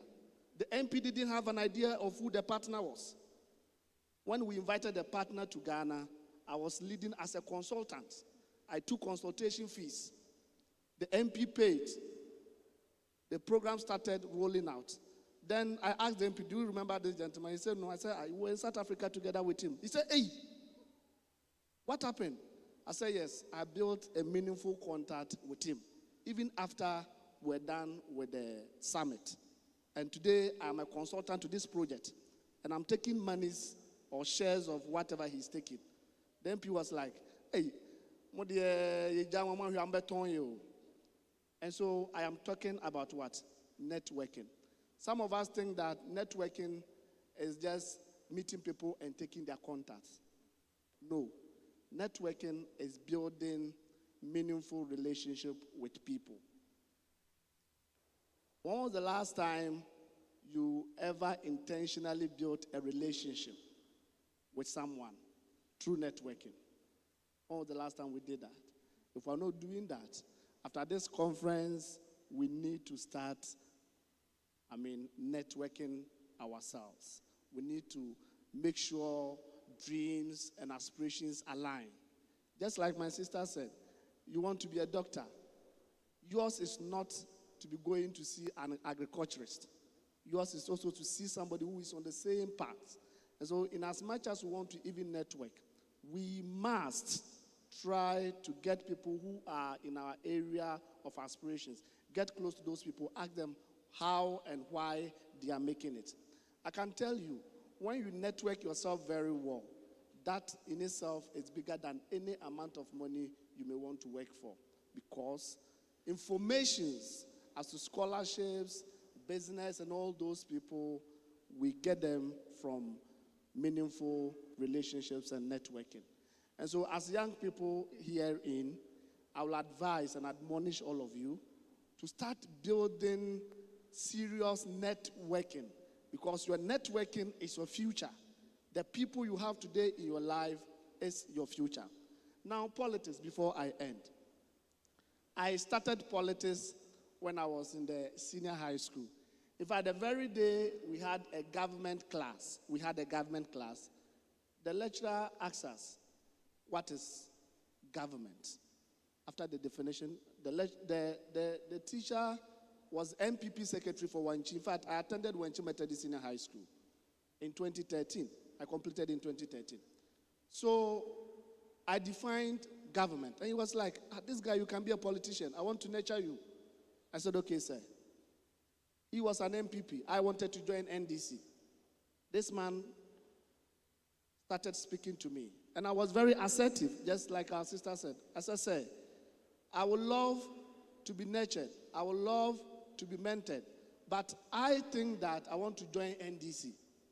He said, okay, I can still do that regardless of your political party. He started nurturing me. In fact, I went to the university, the training college at Wesco in 2013, 14, 15. I became 10th president. I became the SRC general secretary. There goes a gentleman called Bruja Jemfi, who is now deputy defense minister. He was contesting Ashanti Regional Youth Organizer of our party, and I was a delegate. He approached me. After several discussions, he said, no, you, this guy, I want to move with you. We started moving from 2013, and today we are still moving. In fact, after training college in 2016, I decided to contest NDC Deputy Regional Youth Organizer for the whole Brahafo, 29 constituencies. I didn't have a car. I didn't have a motorbike. I was using passenger car to do the campaign. Then, CEO was a secretary at HMI North. In fact, it was a hell for me. I had to get young people to accept me. And today, I'm happy to say that a friend of mine who is still with me today was with me. Even though we're all teachers from 2016, he was still with me. We're campaigning. We didn't have money. We meet delegates. We didn't have money to pay. That election, I had only 4 votes. And friends again started moving away from me because I had lost the elections. Ladies and gentlemen, a teacher was receiving 1,420 cedis. I used about 1,000 to take loans for that elections. You can imagine what I was going through as a young politician. And it was during that election that I had also a network with the current Minister of Education, who I still hold a close relationship with. He saw my poster. He was driving through Techiman, Kintampo to Tamale. He saw my poster close to a filling station. Then he asked, who is this gentleman? Then Kobe said, that is some young guy, Biajenim Boateng. He's just some 21, 22 years. He said he's contesting an election. He said, no, call him. I want to talk to him. He called me and was like, gentleman, I want to sponsor your campaign. And every week, he'll give me a small amount. Every week you give me a small amount. Even though I lost the election, this man was still with me. Bono, a half was divided. We came Bono East. I contested, and by the grace of my senior men here, I won the election. In 2022, I stood again. I won. Today, as I speak, I want to contest for the main regional youth organizer of our party in the region. Ladies and gentlemen, even people think that you deserve a national position, and so go for national. But I still think that people who are mentoring me, people who are modeling me to become who I want to be, I must listen to their voice. And they say, hey, grow steadily. There comes mentorship issues that we're talking about. You must effectively listen to people that you call your mentors. They say, still go for region, and I'm going for the region. I've had a lot of benefits from politics. I have had things that had it not been politics, I wouldn't have gotten. I have met people that had it not been politics, I wouldn't have met. I have sat in meetings of high delegation that without politics, I wouldn't have, experienced that. I am from a small village in the Pro-West district called Kamampa. All of you who know Kamampa will know that. In fact, I was the first person in 2016 to ever hold diploma certificate from the village. And before you benefit from politics, you must play value to yourself. You must add value to yourself. From training college, I did my degree in UCC. I proceeded to KNUST to do Masters of Public Administration. Today, by the grace of our senior men who are mentoring me, I'm reading LLB. I have applied to study PhD. Ladies and gentlemen, you must add value to yourself to get to where you want to be. When they called for my appointment, they asked, what's your qualification? And if you don't have masters, you cannot merit that office. By God's grace, I had my masters. Preparations have met what? Opportunity. I want to employ all of you to prepare yourselves fully for the future ahead of all of us and to, grab the future that we want to hold for ourselves. I am happy today, not because of anything, but because for the first time, Bono East is being placed on a pedestal of youth empowerment where we want to empower ourselves. I would wish and crave the indulgence of everybody here that we must support the team who brought up this idea. And Bono East will never be as we see it today. Thank you very much. Yes, I knew it. That was so wonderful. And so this is the time where we come to you for your questions. I know you have a lot of questions to ask. We've heard from these men and women, the journey they've gone through. I've taken, starting from yourself, being focused, knowing what you want and who you are. From here, don't follow the masses. Don't follow what is trending. But then you have to identify the direction you want to work towards. And then Mommy said, let's empower these young people in career path. Know what you want to do. Do not follow what people are following. I did science. And then everybody thought I was supposed to be a medical practitioner. I have done pharmacy, blah, blah, blah. I said I want to be a journalist. And they gave up on me. And here I am covering science programs. And so you should know yourself and be solid to that vision that you have. And then he said, preparation has to meet opportunities. There was one night that I received a message from someone from MasterCard Foundation. And then he was like, do you have a passport? That was a short question. I said, yes. I'm recommending you for a summit in South Africa. Are you ready? I said, yes. Do you have this? Do you have that? I said, yes, I have it. Because I was ready, Thursday, Friday, I was in South Africa. You have to be prepared, and no one is going to do that for you. Get yourself ready. As you want to get those opportunities, you must be ready and prepared for those opportunities. What do you want to ask? Please, just walk towards the microphone and ask the questions you want so that we can climax this session. Yes, kindly walk towards the microphone. Please, if you want to ask questions, I will claim on Dennis that you walk towards the microphones close to you so that we ask the questions. My panel will jot them down, and then after all questions have been asked, we'll give you the answers that you require. Thank you. So you mention your name and then you start with a question. Yes. You can start. Please, if it's not working, you can. Yeah. So let's start with you. All right, thank you very much. I am Gideon Isia. Please, based on your submission about assertiveness, I would want to know much better about it, because I know that when we talk about assertiveness, it's about the fact or the quality of being able to be self-assured and confident without being aggressive. And we are in a country where the youth do not necessarily be aggressive in front of their leaders. But when you are confident, they see you to be a very disrespectful person. And I would want much intuition in that. And Madam Principal, please, I would like to also seek for your indulgence. There have been rumors out there that says that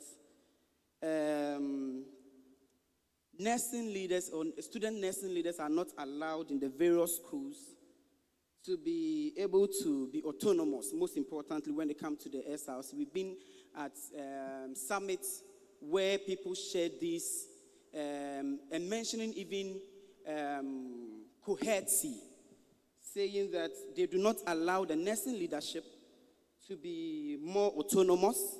And when it even comes to issues about monetary aspects, they influence the decisions of this leadership in their various schools. I would appreciate your insight into this veracity of claims and would want to know whether these allegations are true. In case we find ourselves in next summit, we would know what to say. Thank you. Okay, good morning to everybody here. I am Gabriel Asiama, country student from TES. Please, I'm having a number of questions all under mentorship. First one, so what are some of the qualities of a mentor we should look at before choosing one? Secondly, can you have a mentor who you've never met physically? If yes, how efficient would that be? How efficient would the mentorship be? Please, can you take the second question again? The second question, yes. Okay. I said, can you have a mentor who you've never met physically? If yes, how efficient would the mentorship be? Yes, so virtual mentorship. Okay. Yes. And the last one, can you have multiple mentors chosen for different goals or fields? Okay. How's the contribution? I believe we've got that. Thank you. Thank you. Thank you so much. Next person. Protocols observed. I am Nima Tuyaya, a student of Kibi Presbyterian College of Education. Talking about knowing who you are and mentorship, I want to ask this question. I'm a young lady who wants to grow in politics, and so therefore I've chosen a mentor for myself, and then I'm studying the person. So I'm posting anything about politics, and then I'm following politics, like everything about me is political. Here comes the case that the society hates me because of my party or because I'm following politics. And then anytime I talk about politics, I have this challenge, they will be insulting me and all those stuff. So my question is, does age really matters when it comes to politics? And why does the society discourage young people in politics? Thank you. Thank you so much. I think Jenny will answer that. Next person here. Thank you very much for the opportunity, and I want to thank our panelists for their powerful presentation. I believe that the best investment to do is to invest in people. And if you go and invest your money in the bank might collapse. But if you invest in a person, that could be the best investment to do. Now, in the year 2020, let me use the opportunity and say that I got the chance to read law at Legon. When I presented my admission letters to so many individuals to help me pursue this career, it seems like, first of all, they will show some interest, then later on, they will come back or they will withdraw their support. What I want to ask is, what qualities must I possess so that people can invest into me and raise me for the future? Thank you. Thank you. Yes. Next person. All right. Thank you very much. My name is Oscar Techi Ajayi, and I'd like to talk about political mentorship. Our senior brother said we should do our best to involve ourselves in politics. But here be the case, we have some mentors who at one point in time, they'll be trying to incite. Proceed. They'll be trying to incite the younger ones into issues that might not help. Sometimes we have this NDC MPP issue, which, if you belong to one political party, you look like an enemy to the other person. So we are asking, how are our mentors or our leaders going to solve this issue so that we, the young ones coming, we are not going to inherit a started beef by our grandfathers? Thank you. Great one. Next person. Good afternoon. My name is Buffalo Richard from Italy. First of all, I just want to say thank you to the organizers of this program, the guests, and everyone present. Okay, since we are talking about personal development, my question is, how do we change the mentality of the youth as to developing ourselves in our own country than traveling outside? Because I personally wish I don't even go back. What I've experienced today, I'm so grateful. Thank you to everyone. Thank you. Wonderful. Yes. Thank you. Please, my own question is, extracurricular activities in senior high schools also promotes the youth and give others life careers. These events like football, athletics, cultural activities, and pageants entertain invested students in some regions like Accra and Ashanti region. Here in Bono East, we are not enjoy. We, the students, are prepared, but the authorities are paying less most attention on us. So please, as a youth, how can it help us to improve this as a region? Thank you. Thank you. This has to do with talent. Yes. We'll take Good note afternoon. of that. Afternoon. Please, Miss Evelyn, you said that vision is one of the values that is expected of every person who is wanting to become a successful person.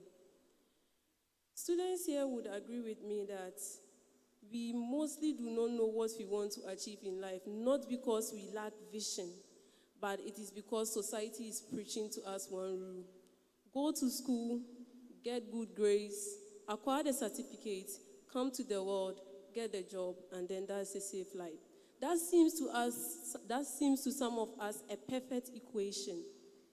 But with technology advancing more than most curriculums, most academic curriculums could adapt, focusing solely on academic knowledge is going to be more like preparing us for the past instead of the future while we are in the present. So I would like to know, we are all here because we want Ghana to develop in the future. That's the major reason we are here. If then, I would like to know, isn't society supposed to be educated to on their belief or the value they hold about education? Okay. Thank you. So powerful. Yes.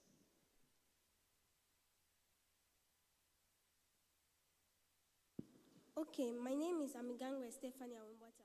I'm from Techimai Senior High School. And my question is, you said politics involves us, the youth.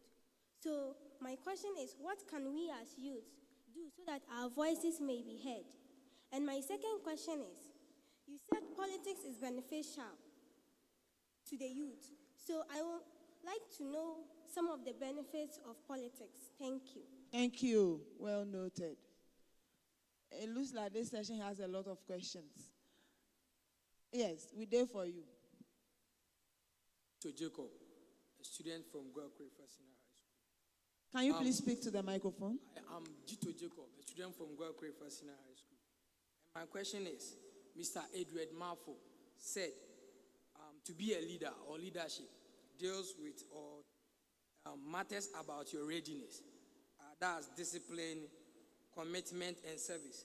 And furthermore, Mr. Jonathan Apam also told us that we should work towards our focus so that we will not find ourselves wanting at somewhere we cannot, or we should know ourselves.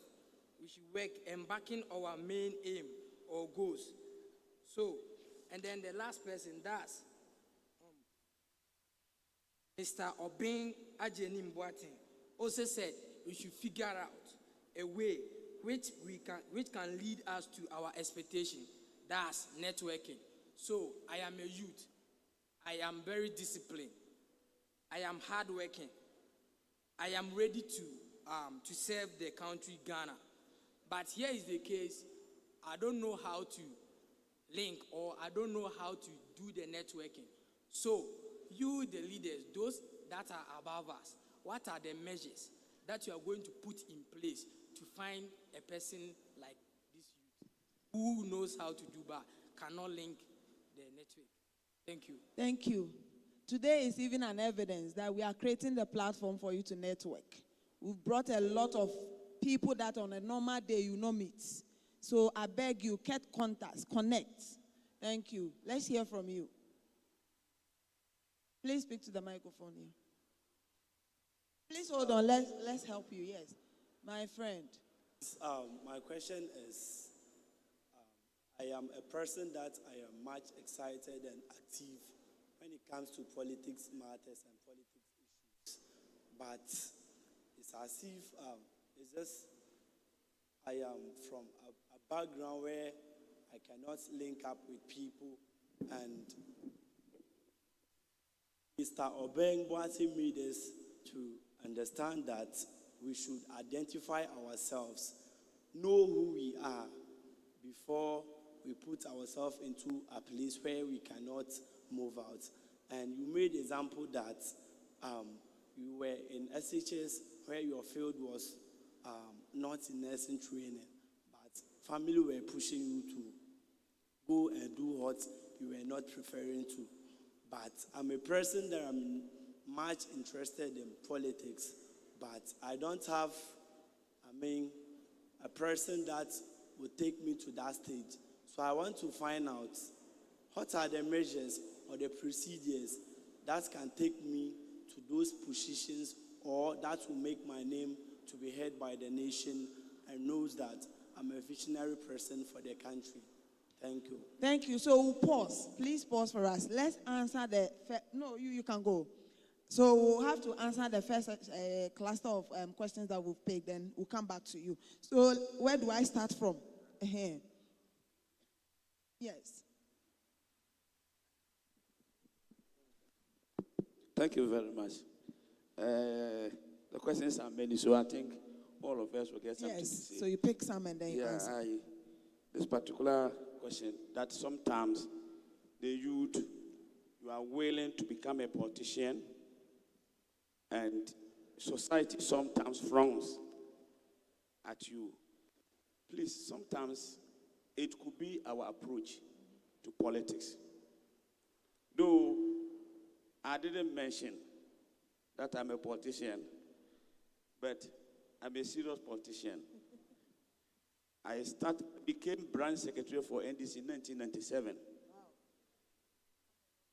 Yes, from there, I became propaganda secretary, now communication director for NDC, for Techima North.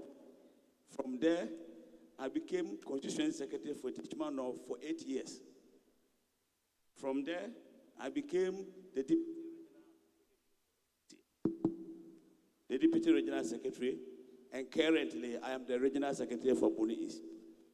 But I am very professional. Now, some of you, the youth, you allow yourself to be used by certain politicians just because of what we call no go feel.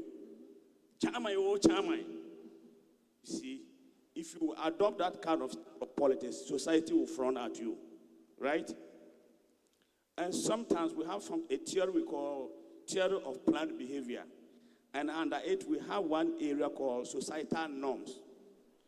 Never allow yourself to be used by society. Once you have identified your strength and you know this is what I want to do, please stay focused, like he said, and pursue it. Because society will always decide for you. If you're a lady and you are found in a particular kind of work or other thing, people begin to talk. Don't get disturbed. Some of us finish university, We are looking for white-collar jobs, and yet there are a lot of jobs within our society. We don't want to do it because society will say, how can you finish university and come and be doing this kind of job? I have a friend. When we finished UDS, he was a barber. But after the university, I think he concentrated more on the barbering. Now he has almost 50 barbering shops in this country. He's making more than 10,000 Ghana cedis a day. 10,000 Ghana cedis a day. So you take half to be electricity and other things. So he's making a profit of 5,000 Ghana cedis. Multiply by 30 days. How much is he making? I am a CEO. Do you know my salary? You see, this is what society decides for us, and we must run away from that. Just to add one and finish, networking. What is networking? You attend programs like we are all seated here. When we finish and we move towards our car, all of you are sitting down. You will even follow us. Say, please, can I have your contact? No. You are rather interested in the food that will be served. You are chasing food. By the time you finish chasing the food, all of us have gone. Oh, this might mean we are coming number. This is the start forward networking. So please, as we live here, identify the areas that we have all dealt with here and get closer. If you are going through mentorship, you don't want to go faster than your mentor. Yes. Some of you, that is your challenge. You are going through mentor, excuse me, with the greatest of respect. You are very lazy. You don't respect. They give you instruction you don't do. How can you be mentored? So if you want to be mentored, you must humble yourself and be hardworking, and you will get there. Thank you. Apam, yes, then we'll move to Mr. Edward and then we'll come back in. I want to talk about the lady who says society has programmed us, go to school, get a job, and life takes over from there. Please, I was discussing this yesterday with some of the team. I said, anytime I see students, my heart beats. You know why? Because all of the students are very hopeful in life. Everybody has dreams, and they hope to achieve them. The bitter truth is, maybe half of us may not even achieve the dreams. Some of us will end up in jobs we never liked. Some will end at things that we never wanted to do from childhood. But believe me or not, that might be the game changer for you in your life. Just like Doc said, program your mind as though you were going to school. You want to get the certificate. But the outcome of the school and the certificate is what you don't know. And that is why we are talking about being focused and intentional. So if you are focused and intentional, the opportunities will come in many, many, many, many forms. Mr. Ajenim didn't go to school to learn politics. He was a teacher. Teaching and politics, they are of different things or different theories. He is a politician now. So psych your mind that what you learn in school is what society has programmed for all of us to pass through. However, you might pass through that same thing and become better, or you might pass through different things and that can still make you better. I want to just add a little bit on how to network. You see, networking is strategic. And let me share this example. There is one doctor, Dr. Augustine Tewia, a former MP for Bia East or Bia West, who has been very instrumental in my life. Let me tell you how I met him. We went for a program like this. In 2017, I was National President for Teacher Trainees Association. And when we had a panel discussion, I was one of the panelists, and he was also one. But when we finished the meeting, just discussion, I saw his diary, his tablet, and other things he was holding was a weight for him. I just helped him and I picked it up. I went with him to his car, and I asked him, say, what are you doing for today? You are an MP, who is driving you? Can I help you schedule yourself and all of that? That was it. That man has become very instrumental in my life, coaching me every day, calling. He himself will pick up a phone and call me at 12 o'clock. Jonathan, what's up? What's going on? Where is life taking you? What are you doing next? What is the plan for the next 5 years? So you have to be strategic, not just taking the number like he said. You have to be really strategic. Offer yourself as a value to the person. What do you bring to the table? What is the person really going to, experience around you? Once you offer that, it is very easy for you to identify the people who may coach you. Lastly, mentorship. You see, we have to differentiate between coaching and mentorship. Someone asks whether you can have a mentor who is not physical with you. You see, mentors are not people you appoint. You don't appoint people as this is my mentor, that is my mentor, that's my mentor. No. You look at the person's life and how they live, and you emulate, you copy.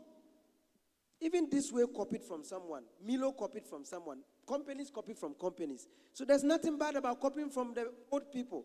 There's nothing bad about copying from people who are succeeding. When we shared the profiles, you were smiling. It feels good. But the grind we have gone through to get it there is something you might dodge.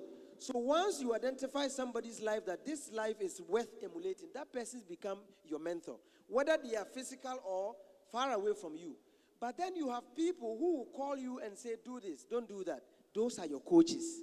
So you can identify someone and appoint the person as your coach, but then you identify someone's life from very far away, another country, another continent, and you emulate them, and then you act like them, and you copy some of their lifestyle that you think will be best for your life. That is what we're talking about. Thank you very much. Thank you, Mr. Edward. All right. I will take the question from the gentleman who said he had admission to a law school, I think the Legon Law School, and then he presented the admission letter to some people, hoping that they will sponsor him or support him to go to the law school. And then, unfortunately, they gave him very green light, positive response initially, and they started withdrawing. So this is it. There is something called need communication that if you learn Italy, it will be very helpful. At some point, people don't help people because the person needs help. People help people because there is value they are getting from the support or the help they are giving you. So you can't just be around and then all of a sudden you've gotten admission, and because maybe you attend church with person A, person B, or your father knows person B, person C, person D, you submit the admission letter that you need support to go to school. The first question is, what exactly is the person getting from that kind of support? That would be the question. And somehow, culturally, we don't know how to say no to the face. So in your face, we will say yes sometimes, even though we know that the answer is no. And then later, we will start dodging you. So first, this is what you have to do if you still have that dream. Kindly identify the people you think could be of support, and start by service. Find out how and where they need help from. Everybody needs help from somewhere. And then be supporting them. Be offering free service. In some areas, you call it emotional deposit. You should be doing that instead. So that now, even sometimes you go to help them, you will be saying,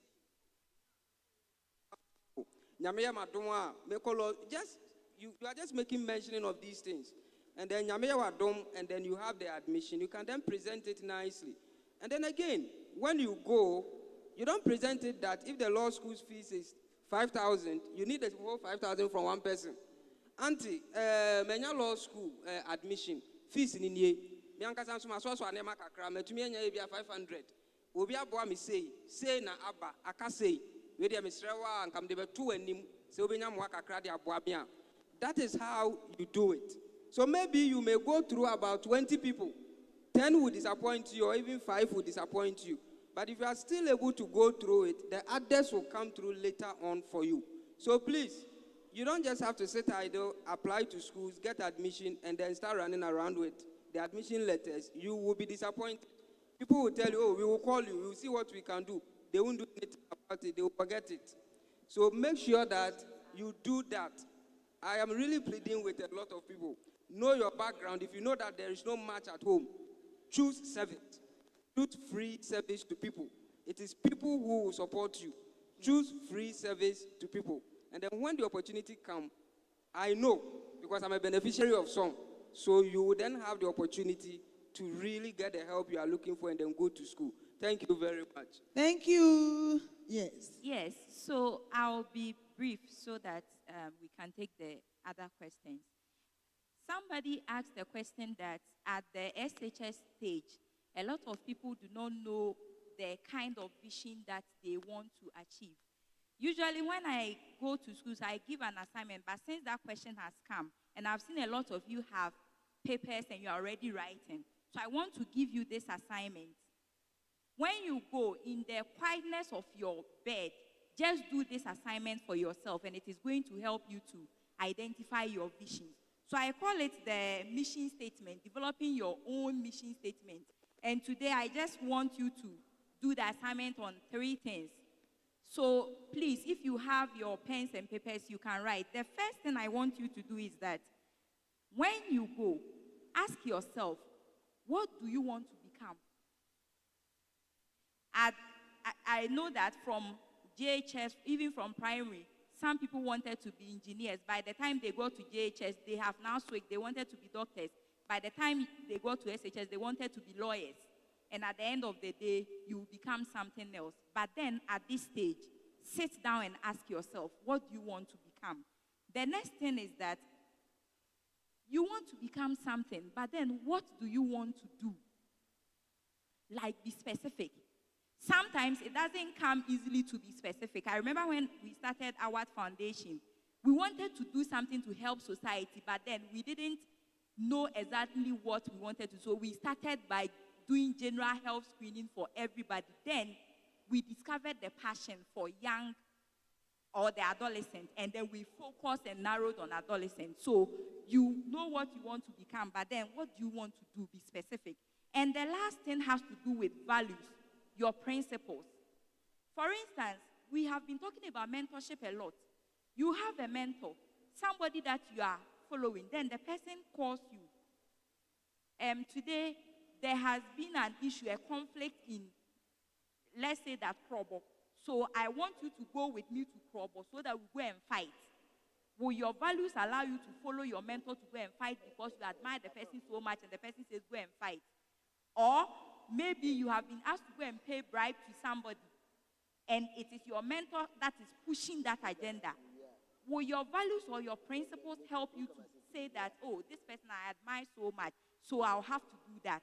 So knowing what you want to become, what you want to do, and identifying your principles and your values will even help you in choosing the right mentor so that you don't follow somebody online or you don't approach somebody to be your mentor because of fame or because of how you see the person. Okay?